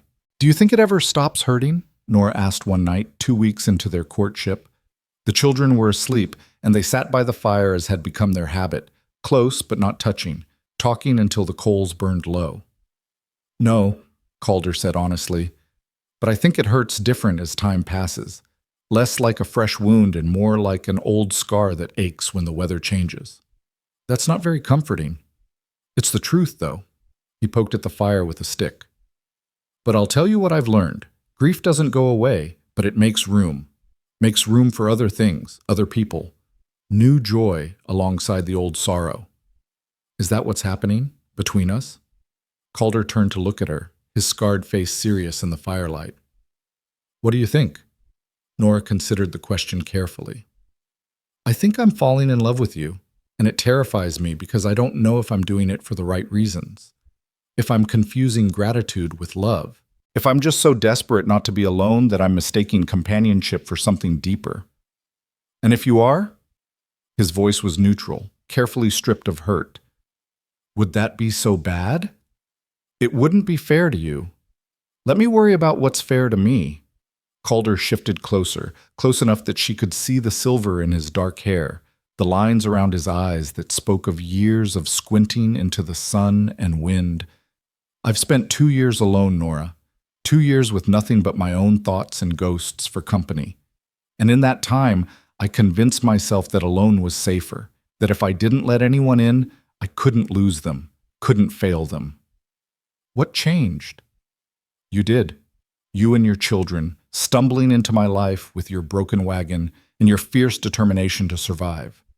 He reached out and took her hand, his calloused fingers wrapping around hers. You made me remember what it feels like to be needed, to be useful, to have a reason to wake up that's bigger than just making it through another day. That's not love either, Nora said quietly. That's purpose. Maybe love and purpose aren't as separate as we think. Calder's thumb traced circles on the back of her hand. Maybe love is choosing someone every day, choosing to build something with them, choosing their happiness alongside your own. That sounds like a very practical definition of love. I'm a practical man. But what about passion? What about... Nora felt her cheeks warm. What about the things that make your heart race? The wanting. Calder's eyes darkened. You think I don't want you? I don't know. We've been very proper, very careful. Because you deserve proper, you deserve careful. His voice was rough now. But don't mistake careful for lacking desire, Nora. I want you so much it keeps me up at night. Want to kiss you properly, not just that one careful kiss we shared. Want to hold you, without 3 children, and propriety standing between us. Want... He stopped, swallowed hard. Want things I have no right to want until we're married. Nora's breath came faster. How much longer? Till we're married? Week and a half. Doc Brennan's riding out with Reverend Paulson next Sunday. They'll perform the ceremony here if you're still willing. I'm willing. The words came out barely above a whisper. But Calder, I need to know this is real for you too. Not just duty, not just you trying to save us. Real. He stood abruptly and pulled her to her feet, his hands on her shoulders, his face intense in the dying firelight. You want to know if this is real? I'll tell you what's real. I think about you first thing when I wake up and last thing before I sleep. I find myself planning years ahead, teaching Thomas to track, watching Clara grow into a young woman, seeing Samuel strong and healthy. And in all those plans, you're there, always there. He paused, his grip tightening slightly. I'm terrified of losing you, terrified of failing you and your children the way I failed Sarah. But I'm more terrified of not trying, of letting fear rob me of this second chance. I'm scared too, Nora admitted. I know. But we can be scared together. She looked up at him, at this man who'd saved them and stayed with them and chosen them despite his own wounds. And she made a decision. Kiss me, she said, properly this time. Calder didn't need to be asked twice. His mouth found hers with a hunger that had been carefully banked for weeks. And Nora responded in kind, her hands fisting in his shirt, pulling him closer. This wasn't the careful, questioning kiss they'd shared before. This was claiming and choosing and promising all at once. When they finally broke apart, both breathing hard, Calder rested his forehead against hers. 10 more days, he muttered. Lord, give me strength. Nora laughed, giddy and breathless. It's not that long. It's an eternity. But he stepped back, putting proper distance between them, and Nora loved him more for it, for choosing restraint when desire clearly pulled at him, for honoring her in ways both small and significant. The next morning brought unexpected visitors. Nora was hanging laundry while the children played nearby when she heard the rattle of a wagon and looked up to see Doc Brennan approaching with 2 women she didn't recognize. Mrs. Hensley, the doctor called as he pulled up. Hope you don't mind unexpected company. These ladies insisted on meeting you. The first woman was perhaps 50, tall and sturdy with kind eyes and hands that looked like they'd seen hard work. The second was younger, maybe Nora's age, with red hair barely contained under her bonnet and a friendly smile. I'm Margaret Winslow, the older woman said, climbing down from the wagon with practiced ease. Martha's sister-in-law, and this is Annie Fletcher. We heard you were getting married and thought we'd come introduce ourselves proper-like. That's very kind, Nora said, wiping her hands on her apron. Would you like some coffee? We'd love some, Annie said. And we brought supplies for the wedding. Figured you might not have everything you need all the way out here. What followed was a whirlwind of female energy that left Nora slightly dazed. Margaret and Annie swept into the cabin with arms full of fabric and food and opinions, exclaiming over how Calder had fixed up the place, cooing over the children, and generally filling the space with a warmth Nora hadn't realized she'd been missing. Now then, Margaret said, once they were all settled with coffee and the children had been dispatched outside with Calder, who'd fled as soon as the women arrived. Let's talk about your dress. What were you planning to wear? Nora looked down at her patched work dress. I hadn't really thought about it. Well, we have.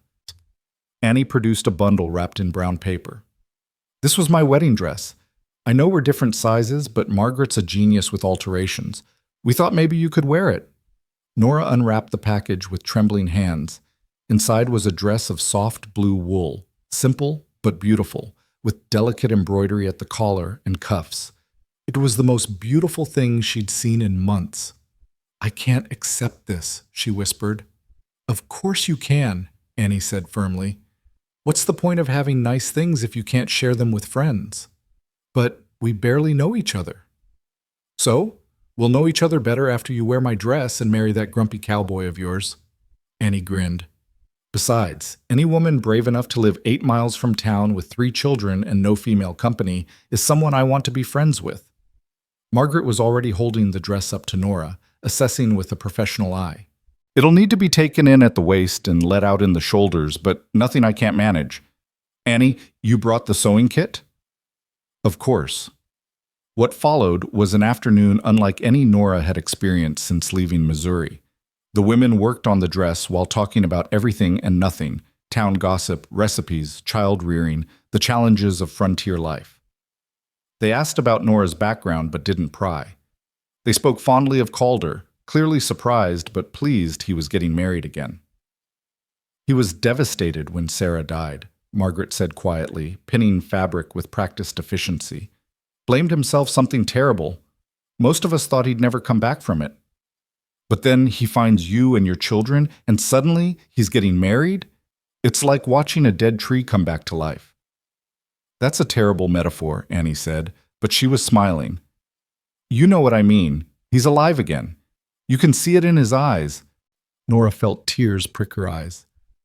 I hope people don't think I'm taking advantage, that this is too fast. Anyone who thinks that is a fool, Margaret said bluntly. You're both adults who've suffered losses. You're both practical enough to know that life's too short to waste time on lengthy courtships. And from what I saw when we drove up, that man looks at you like you hung the moon. That's not taking advantage. That's grabbing happiness while you can. By the time the women left, Nora had a wedding dress, a cake promised for the ceremony, and 2 new friends who'd extracted a promise that she'd come to town at least once a month for a ladies' gathering. We meet at the church, Annie explained as they loaded back into the wagon. Talk about books we've read, share recipes, complain about our husbands. The usual. And Catherine Preston? Nora asked carefully. Margaret and Annie exchanged glances. Catherine's fine in small doses, Margaret said diplomatically. She means well, but she's used to being the most important woman in town. Having competition ruffles her feathers. I'm not competition. You are, though. You're marrying the most eligible bachelor in 3 counties. Catherine had plans for Calder, and you've ruined them. Annie patted Nora's hand. Don't worry about her. Once she realizes you're not going anywhere, she'll settle down. After they left, Nora found Calder by the stream with the children. Thomas was showing him something in the water while Clara and Samuel built what appeared to be a fortress out of river stones. Survivors? Calder asked as Nora approached. Barely. Those women are forces of nature. They're good people. Known them for years. He glanced at her. What did they want? To bring me a wedding dress and welcome me to the community. Nora sat down on a sun-warmed rock. It was nice. Strange, but nice. Strange how? I'd forgotten what it's like to have female friends. To talk about things that matter and things that don't matter in equal measure. To feel like... She stopped. Like you belong? Yes. Calder nodded slowly. That's what I want for you, Nora. For you and the children. Not just safety, not just shelter, but belonging, community, a life that's full, not just survivable. What about you? What do you want? He looked at her then, and the intensity in his eyes made her breath catch. I want you happy, want your children thriving, want to build something here that lasts beyond just us, something that becomes a real home, a real family. Want to wake up 50 years from now and look at you across the table and know we chose right. 50 years is a long time. Not long enough. He reached over and took her hand, and they sat like that while the children played and the stream burbled and the afternoon light turned everything golden. And Nora thought about 50 years of this, of simple moments strung together like beads on a string, of choosing each other day after day after day. It sounded like the best life she could imagine. The days before the wedding passed in a blur of preparation. Calder rode to town and came back with a new shirt and pants, the first new clothes Nora had seen him wear. Margaret returned twice more to work on the dress, bringing gossip and advice and a seemingly endless supply of opinions about how a wedding should be conducted. Nothing too fancy, she declared. You're practical people. Keep it simple. Vows, a kiss, some cake, and call it done. But the children had other ideas. Clara decided they needed flowers, so she and Thomas spent days gathering prairie wildflowers and weaving them into garlands. Samuel insisted on making a gift, though he wouldn't tell anyone what it was, working in secret with scraps of wood and Calder's help. 3 days before the wedding, Nora woke to find the first frost of the season covering everything in silver. She stood at the cabin window watching the sun turn the ice to diamonds and felt a moment of pure panic. This was really happening. In 3 days, she'd be Calder Boone's wife. She'd be promising to love and honor a man she'd known less than 2 months. She'd be binding her life and her children's lives to his, trusting that this feeling, this warmth and certainty and hope, would last beyond the initial rush of gratitude and attraction. Second thoughts? She turned to find Calder awake, watching her from his bedroll by the fire. The children were still asleep in the loft, their breathing soft and even. Not second thoughts exactly, more like... She struggled for words.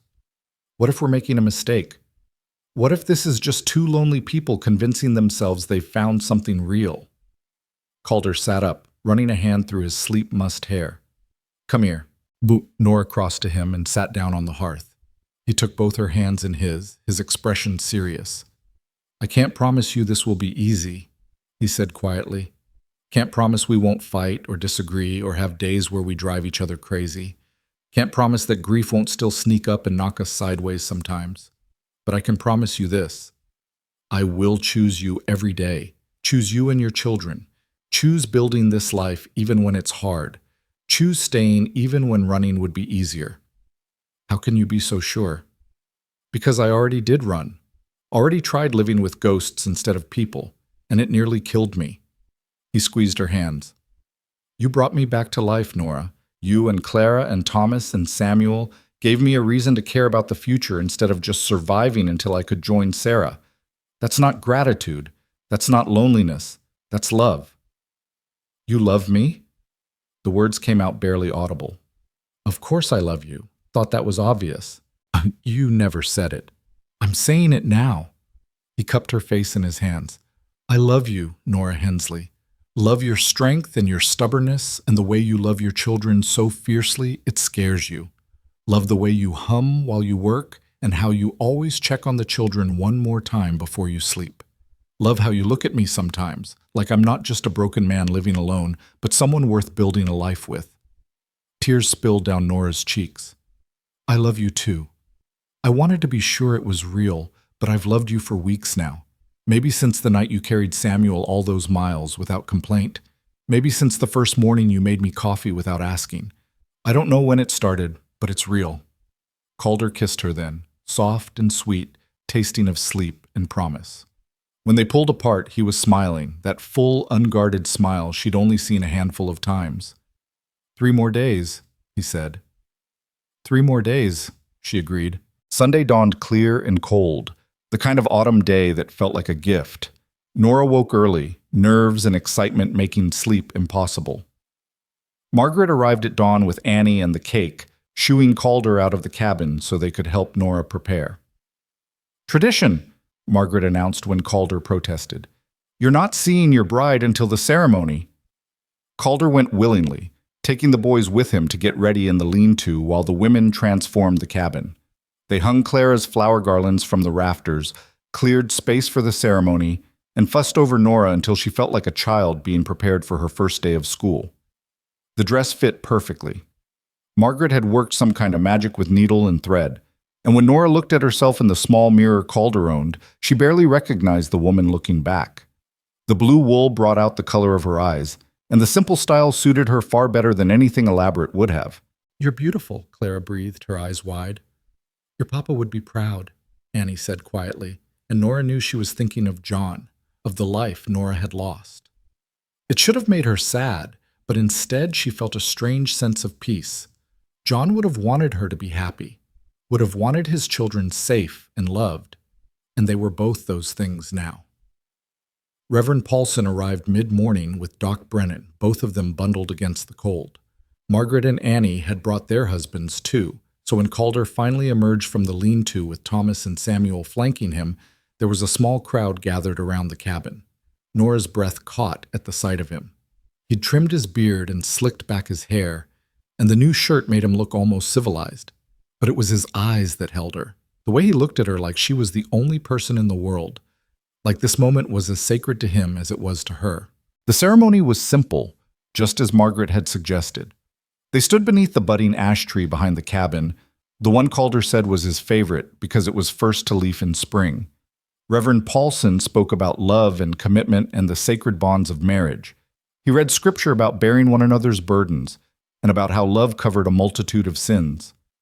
Then it was time for vows. Nora's hand shook as Calder took them in his.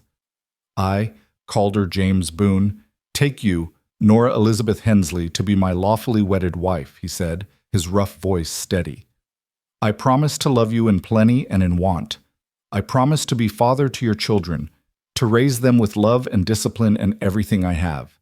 I promise to build a home with you, to work beside you, to choose you every day for as long as we both shall live." Nora's voice wavered as she spoke her own vows, promising to love and honor him, to build a life together, to trust him with her heart and her children. When she finished, Calder slipped a simple gold band onto her finger. His mother's ring, he told her, the only thing of value he owned. "I now pronounce you husband and wife," Reverend Paulson declared. "Calder, you may kiss your bride." And he did, in front of God and their small gathering of friends, sealing promises that felt both terrifying and right. When they pulled apart, the children were cheering, the adults were applauding, and Nora felt something settle deep in her bones. She was home. Finally, truly home. The celebration that followed was small but joyful. Margaret's cake was delicious, rich with honey, and studded with dried fruit. Annie's husband produced a fiddle, and soon there was music and dancing, Thomas spinning Clara around while Samuel clung to Calder's leg and watched with wide eyes. As the sun began its descent, painting the prairie in shades of rose and gold, Nora found herself standing with Calder slightly apart from the others, watching their children play. "You all right?" he asked quietly. "Better than all right." She leaned into him, and his arm came around her naturally, pulling her close. "I was just thinking how strange life is. 2 months ago, I was convinced we were going to die on that prairie, and now you're married to a grumpy cowboy with more ghosts than sense. Now I'm exactly where I'm supposed to be." Calder kissed the top of her head. "We're going to make this work, Nora. Going to build something good here. I promise you that." "I know." And she did know it, bone deep. This man who'd saved them would continue saving them, day after day, in 1,000 small ways, and she would save him right back, because that's what love was, choosing to stay, choosing to build, choosing each other, even when it was hard. As the sun set and their guests began preparing to leave, Samuel finally revealed his secret gift. It was a small wooden horse, rough but recognizable, that he'd carved with Calder's help. "It's for you and Mama," he announced solemnly, "to remember the day you promised to be together forever." Nora felt tears threaten again as she took the little horse, running her fingers over the uneven wood. "It's perfect, baby. Absolutely perfect." "Mr. Calder helped a lot," Samuel admitted, "but I did the tail myself." "And a fine tail it is," Calder said seriously, crouching down to Samuel's level. "You've got a good hand for carving. We'll work on it more if you want." "Can I call you Papa now?" Samuel asked suddenly, his small face anxious. "Since you married Mama?" Calder's jaw worked with emotion. He glanced at Nora, who nodded through her tears, then back at Samuel. "I'd be honored if you called me Papa." "Me too?" Thomas asked, trying to sound casual but failing. "You too, son, too." "And me?" Clara chimed in, not wanting to be left out. Calder gathered all three children close, his arms around them, and Nora saw his shoulders shake with silent emotion. These children who'd lost their father. This man who'd lost his child. All of them finding each other in the aftermath of grief, building something new from the ruins. After their guests left and the children had finally fallen asleep, exhausted from excitement, Nora and Calder stood together on the porch, looking out at the star-strewn sky. "Mrs. Boone," Calder said softly, testing out her new name. "Mr. Boone," she replied, feeling the strangeness and rightness of it. He turned to her, his scarred face serious in the starlight. "I know I'm not John. I know I can never replace what you lost. But I promise you, Nora, I'll spend every day trying to be worthy of the trust you've placed in me, trying to be the husband you deserve and the father your children need." "You already are," Nora said fiercely. "You already are both those things. And I promise the same, to honor what we're building here, to choose you even when it's hard, to love you with everything I have." They kissed then, husband and wife, under a sky vast with possibility. And when they finally went inside, closing the door on the cold autumn night, they did it together. Not as two broken people seeking shelter, but as partners choosing to build something that would last, something that already felt like forever. The first winter as husband and wife tested them in ways Nora hadn't anticipated. The snow came early that year, heavy and unrelenting, transforming the prairie into an endless white expanse that seemed to swallow sound itself. They were snowed in for days at a time, the five of them confined to the cabin with nothing but each other and the howling wind for company. It should have driven them mad, that forced closeness. Instead, it forged them into something stronger. Calder taught Thomas to read tracks in the snow, to understand which animals had passed and when. He showed Clara how to card wool and explained the stars on clear nights when the sky opened up like a jewel box. He carried Samuel on his shoulders through drifts taller than the boy, making a game of what could have been frightening isolation. And with Nora, he was patient in ways she hadn't expected. Patient when she woke crying from dreams of John. Patient when she snapped at him over small things because cabin fever made everyone irritable. Patient when she needed space to grieve what she'd lost, even while building something new. "I'm sorry," she said one night in late December, after she'd been sharp with him over something trivial, the way he'd stacked the firewood, or how he'd answered one of Clara's questions. They were lying in bed, the children asleep in the loft above, and Nora felt the weight of her unfairness pressing down. "You don't deserve my moods." "You're allowed to have moods," Calder said quietly, his hand finding hers under the quilts. "You're allowed to miss him, to grieve. Marriage doesn't erase what came before." "But it's not fair to you." "Life's not fair. If it was, Sarah would be alive. Your John would be alive. We wouldn't have found each other through tragedy." He turned to face her in the darkness. "But we did find each other, and that's fair enough for me." Nora rolled into his arms, pressing her face against his chest. "I love you," she whispered. "Sometimes I feel guilty about how much I love you, like I'm betraying John's memory by being this happy." "You think Sarah would want me miserable for the rest of my life?" "No." "Then why would John want that for you?" Calder's hand stroked her hair. "We honor them by living, Nora, by building good lives, by loving again." It was this wisdom, hard-won through his own grief, that helped Nora navigate the complicated waters of loving again. She'd expected judgment, from herself, from others, from some cosmic sense of propriety. But all she found was grace, and slowly she learned to accept it. Christmas came, and with it, a break in the weather that allowed them to ride to Preston's Creek for services. The children were beside themselves with excitement, having been cooped up for weeks. Clara wore a new dress Margaret had sent as a gift. Thomas and Samuel had new shirts Nora had sewn from fabric Calder had traded for. They looked like a proper family, Nora thought, as they rode into town, a husband and wife with 3 children, ordinary and unremarkable, and exactly what she'd once dreamed of being. The church was warm and crowded, smelling of pine and candle wax. Reverend Paulson preached about hope and new beginnings, and Nora felt Calder's hand tighten on hers.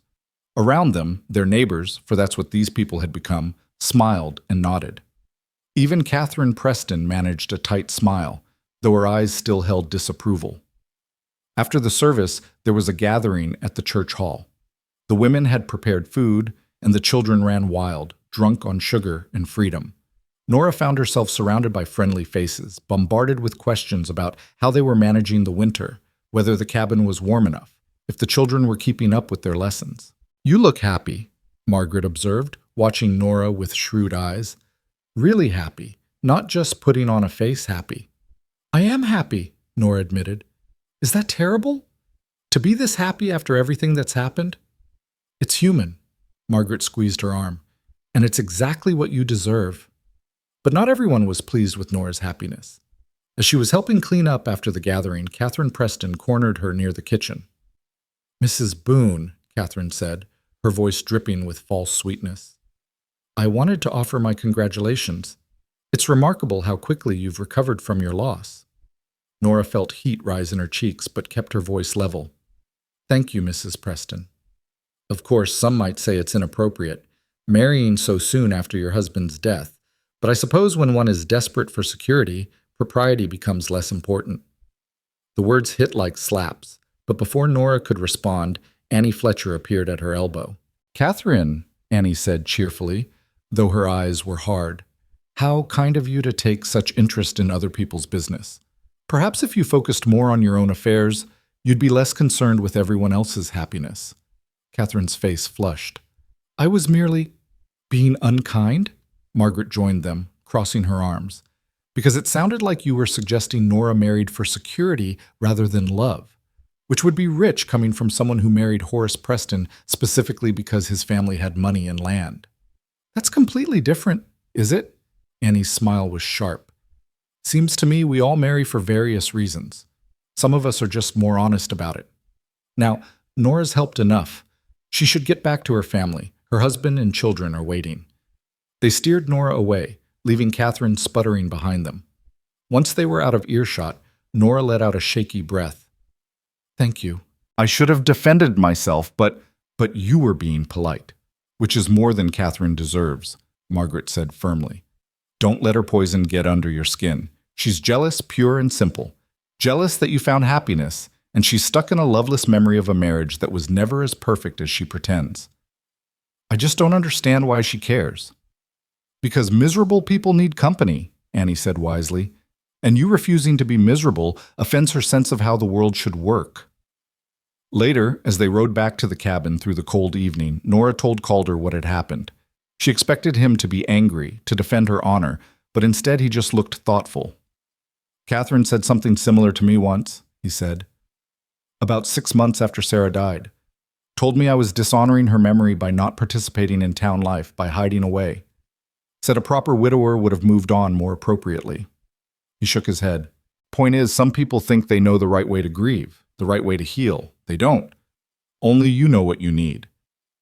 "What if she's right, though? What if I did move on too fast?" Calder pulled Copper to a stop and turned to look at her. The children, riding together on the horse ahead of them, continued on, oblivious. "Do you love me?" "Yes." "Do you regret marrying me?" "No, not for a second." "Then Catherine Preston can go to hell." He said it so matter-of-factly that Nora laughed despite herself. "You get to decide how to live your life, Nora, not her, not anyone else, just you." That night, after the children were asleep, Nora and Calder sat by the fire as had become their habit. But instead of talking, Nora pulled out a small bundle she'd been hiding, letters she'd written to John in the weeks after his death but never sent. "I want to burn them," she said quietly, "not to forget him, but to let go, To stop carrying these words that no longer have anywhere to go. Calder took her hand. Are you sure? I'm sure. One by one, she fed the letters to the flames, watching the paper curl and blacken and disappear. With each letter, she felt lighter, like she was releasing a weight she'd been carrying without realizing it. When the last letter had burned, she turned to Calder. Thank you for understanding. Thank you for trusting me with this. He pulled her close. For trusting me with all of it. They sat in silence, watching the fire, and Nora realized she felt truly at peace for the first time since John had died. Not because she'd forgotten him, she never would, but because she'd finally accepted that loving Calder didn't diminish what she'd had with John. Both loves were real, both mattered, and she was allowed to hold both in her heart.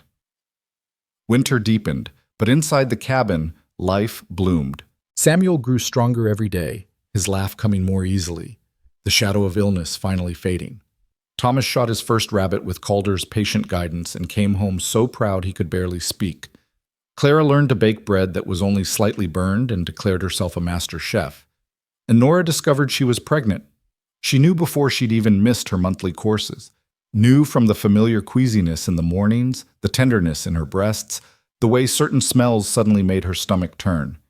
She'd been pregnant 3 times before. She knew the signs, but knowing and accepting were different things. She spent 3 days in a state of quiet panic before she finally told Calder. They were in the barn, Calder mucking stalls while Nora fed the chickens, when she blurted it out. I'm pregnant. Calder dropped the pitchfork. It clattered against the barn floor, loud in the sudden silence. He stared at her, his face unreadable. Are you sure? Yes. How long? Not long. Maybe 6 weeks. It'll be late summer, probably. Calder was very still, too still, and Nora felt fear claw at her throat.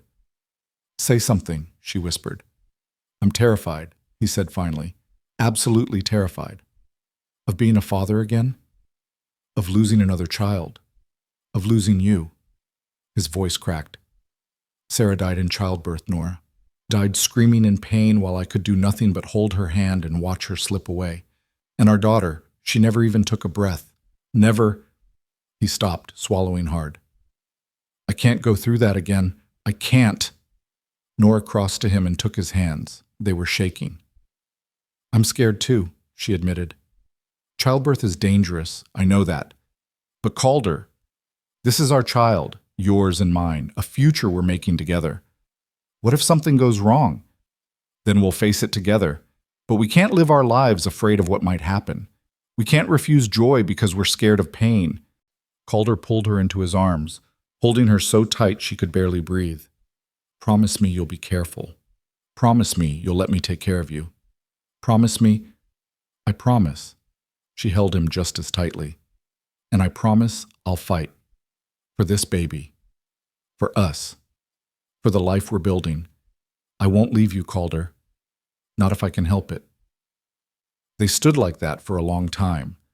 2 people who'd already lost so much, daring to hope for something new. When they finally pulled apart, Calder's eyes were wet. A baby, he said wonderingly. We're having a baby. Yes. The children. Should we tell them? Not yet. Let's wait until I'm further along. Make sure everything's... She couldn't finish the sentence. All right, we'll wait. But keeping the secret proved difficult. Nora's morning sickness was fierce, and the children noticed immediately that something was wrong. Are you sick, Mama? Samuel asked one morning after she'd barely made it outside before vomiting. Just a little upset stomach, sweetheart. It'll pass. Is it like when I was sick? Will you get fever? No, baby. This is different. I promise. But the worry in his eyes haunted her. These children had already lost one parent to illness. The thought of them being scared she might be sick too was unbearable. That night, she and Calder decided to tell them the truth. They gathered the children after supper, all 3 of them looking anxious, clearly expecting bad news. Nora took a deep breath. Your papa and I have something to tell you, she began, and saw Thomas's face go pale. No, sweetheart, it's good news. At least we hope you'll think it's good news. We're having a baby, Calder said bluntly. Your mama's pregnant, That's why she's been sick in the mornings. It's normal. It'll pass." There was a moment of stunned silence. Then Clara squealed with delight. "A baby! We're getting a baby! I want a brother," Thomas announced. "Samuel needs someone littler than him to boss around." "I want a sister," Samuel countered. "Clara needs help being outnumbered." The children dissolved into excited chatter, already planning names and arguing over who would teach the baby what. Watching them, seeing their joy rather than the fear she dreaded, Nora felt something loosen in her chest. "They're happy," she said wonderingly. "Of course they're happy." Calder squeezed her hand. "They love you. They love us. And they're getting a little brother or sister. Why wouldn't they be happy?" "I thought they might feel replaced, or scared, or they feel loved," Calder interrupted gently. "Because they are loved. By both of us. And one more child doesn't change that." He was right. Over the following weeks, as Nora's pregnancy became more obvious, the children embraced it with uncomplicated joy. Clara helped her mother with chores when the nausea made work difficult. Thomas became fiercely protective, insisting his mother rest more. And Samuel talked constantly to Nora's still flat belly, telling his future sibling about the cabin and the chickens and all the adventures they'd have together. Spring came slowly, the snow melting into mud that made travel nearly impossible. But with the warming weather came visitors. Doc Brennan rode out to check on Nora, examining her thoroughly and declaring everything looked healthy and normal. "You're strong," he told her, "and you've done this before. No reason to think this pregnancy will be anything but straightforward." "But Sarah," Nora began. "Sarah had complications we didn't discover until too late," the doctor said gently. "Things we can watch for now, things we know to look for. And you're not Sarah, Nora. Every pregnancy is different." Margaret and Annie came with him, bringing supplies and staying for several days to help with spring planting. They fussed over Nora relentlessly, making her rest when she wanted to work, feeding her foods they swore would make the baby strong. "You're carrying high," Margaret observed one afternoon. "Means it's a girl." "She's carrying round," Annie countered. "That means a boy." "Old wives' tales," Nora laughed. "Both of you." "Maybe so, but we're old wives, so we're allowed to tell them." The easy female companionship was something Nora hadn't realized she'd been missing. With Margaret and Annie, she could talk about the fears that kept her up at night, fears of childbirth, of something going wrong, of leaving her children motherless. They listened without judgment and shared their own stories of pregnancy and birth, both the beautiful and the terrifying. "It's worth it," Margaret said simply. "All the fear, all the pain. When you hold that baby for the first time, none of it matters anymore." Nora hoped she was right. The pregnancy progressed smoothly through spring and into summer. Nora's belly swelled, and with it came a strange joy she hadn't expected, the joy of creating new life with someone who chose her every single day. Calder was attentive to the point of absurdity, barely letting her lift anything heavier than a dish towel, but she loved him for it. "I'm pregnant, not an invalid," she protested one afternoon when he insisted on carrying a basket of laundry that weighed maybe 10 pounds. "Humor me. You're being ridiculous." "I'm being careful." He set the basket down and cupped her face. "I need you, Nora. Need you safe. Need you here. Can you understand that?" Looking into his eyes, seeing the fear he tried so hard to hide, she understood. "I'll be careful. I promise." July brought heat that shimmered off the prairie like water. Nora was huge now, uncomfortable in the summer warmth, moving slowly through her days. The baby kicked constantly, and she'd place Calder's hand on her belly so he could feel it too, watching wonder and terror war on his face. "Strong baby," he'd say. "Going to be a fighter." "Like his mama," Clara would add proudly, and Nora would smile even though she felt like a beached whale. The children had grown so much in the 9 months since they'd arrived. Thomas was confident now, his shoulders broadening, his voice deepening slightly as he approached his 8th birthday. Clara was all energy and opinions, mothering Samuel one minute and arguing with him the next. And Samuel, little Samuel who'd nearly died, was healthy and strong and full of mischief. "Look at what we've built," Nora said to Calder one evening as they watched the children play by the stream. "Look at how far we've come." We've got farther to go, Calder said. But yeah, we've built something good here. 2 weeks later, on a hot August afternoon, Nora's water broke. The pain started almost immediately, sharp contractions that stole her breath. Calder sent Thomas racing to town for Doc Brennan and Margaret while he stayed with Nora, helping her through the contractions, his face pale with badly concealed fear. It's all right, Nora gasped between contractions. This is normal. This is how it's supposed to be. You're in pain. Of course I'm in pain. I'm having a baby. She tried to smile. But I'm not Sarah. This is different. I'm different. Doc Brennan and Margaret arrived within 2 hours, Thomas having ridden Copper like the devil himself was chasing him. The doctor examined Nora quickly and nodded with satisfaction. Everything looks good, progressing normally. Could be a few hours yet. Those hours were some of the longest of Calder's life. He stayed by Nora's side, holding her hand, letting her squeeze until his bones creaked, whispering encouragement when the pain made her cry out. The children waited outside with Annie, who'd arrived shortly after the doctor, all of them anxious and excited in equal measure. As the sun began to set, painting the cabin in shades of gold and amber, Nora felt the overwhelming urge to push. That's it, Doc Brennan encouraged. One more big push. Nora bore down with everything she had, squeezing Calder's hand so hard she thought she might break it, and then suddenly the pressure released and she heard it, that first furious wail of new life. It's a girl, Doc Brennan announced, holding up a squalling, red-faced infant. A healthy, angry little girl. Tears streamed down Nora's face as the doctor cleaned the baby and wrapped her in a blanket. When he placed her in Nora's arms, she looked down at this tiny person, this perfect combination of her and Calder, and felt her heart expand in ways she hadn't known were possible. She's beautiful, she whispered. Calder was crying openly now, unashamed. Matt. He touched the baby's tiny hand with one finger, and she immediately grasped it, her grip surprisingly strong. She is beautiful, he said roughly. She's perfect. Margaret shooed everyone else out, giving the new parents privacy with their daughter. For a long moment, they just sat there. Nora exhausted but glowing, Calder kneeling beside the bed, both of them staring at this miracle they'd created. What should we name her? Nora asked. Calder was quiet for a long moment. I was thinking, if it's all right with you, maybe Grace, for the grace that brought us together, and Sarah as a middle name, to honor what came before. Nora felt fresh tears start. Grace Sarah Boone. That's perfect.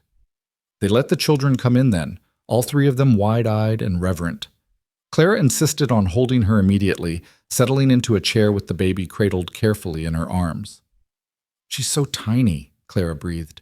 You were that tiny once, Nora said. Was I this beautiful? More beautiful, Calder said. All my girls are beautiful. Thomas and Samuel took their turns holding their new sister, both of them surprisingly gentle despite their usual roughhousing.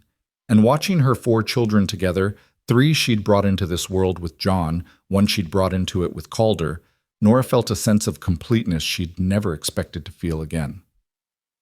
That night, after everyone had left and the children had finally fallen asleep in the loft, Nora lay in bed with baby Grace nursing at her breast and Calder beside her, his arm around them both. We did it, she said softly. We built this. A real family. We did, Calder agreed. And I was thinking, we should do something. Something to mark this. To celebrate not just Grace, but everything. All of it. What did you have in mind? Claire's been going on about that tree, the ash tree where we got married. Says it's special. Says it's where our family really began. He paused. What if we did something with it? Plant something at its base, something that'll grow as Grace grows, as our family grows. Nora thought about that, about marking this moment, this triumph over grief and fear and loss.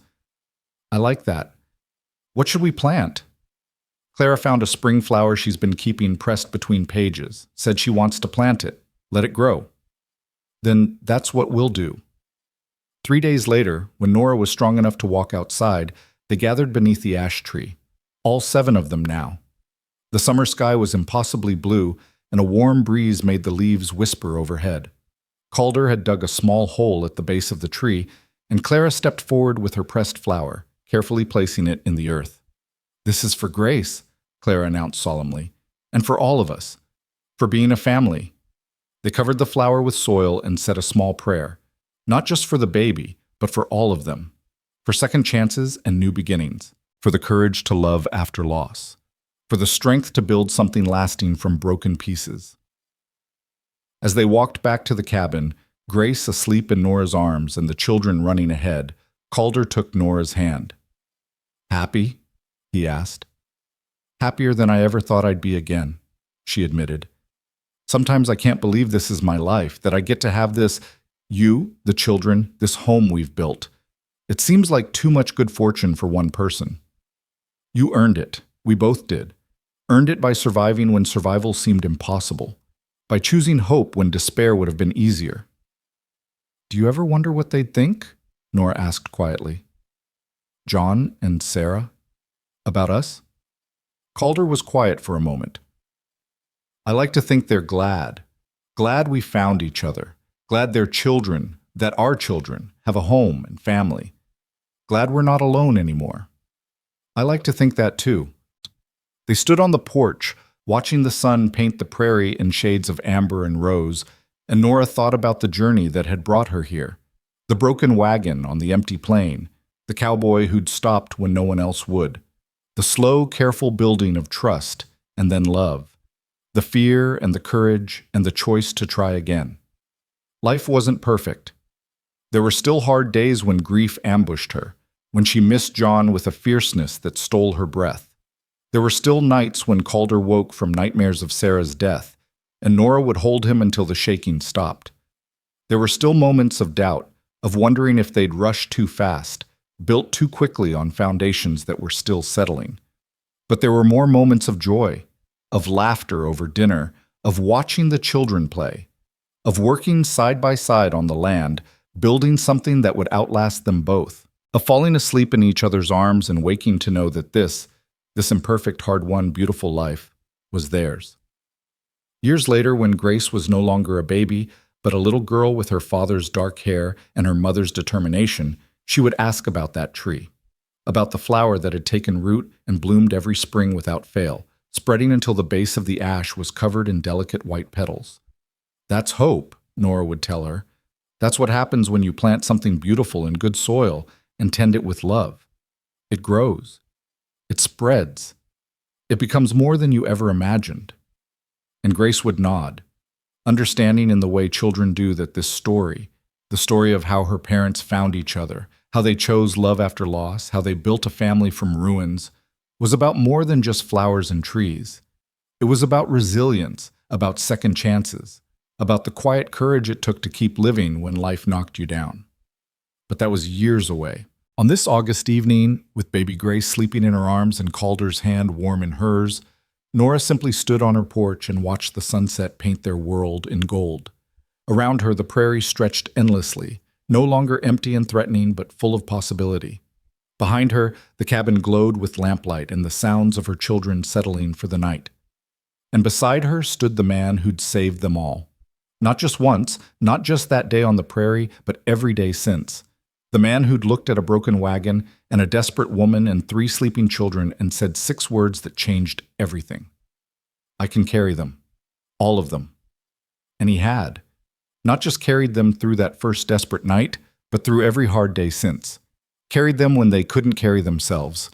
Carried the weight of their grief and fear and hope until they were strong enough to walk beside him as equals. They'd built something here, something that started with survival and grew into belonging. A home, a family, a future that stretched bright and wide before them, like the prairie itself, full of unknown challenges and untold joys.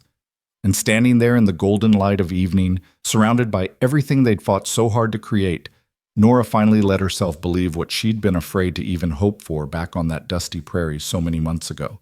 They were going to be all right, more than all right. They were going to be happy.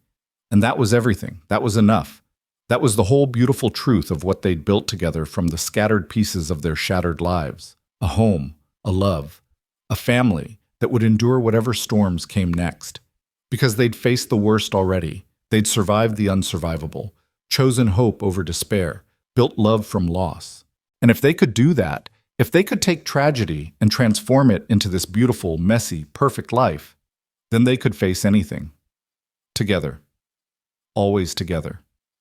And as the stars began to emerge in the darkening sky, Nora pressed a kiss to Grace's sleeping head, squeezed Calder's hand, and whispered a prayer of gratitude for the broken wagon that had brought her here, for the cowboy who'd stopped to help, for the courage they'd both found to try again, for second chances, for new beginnings, for coming home.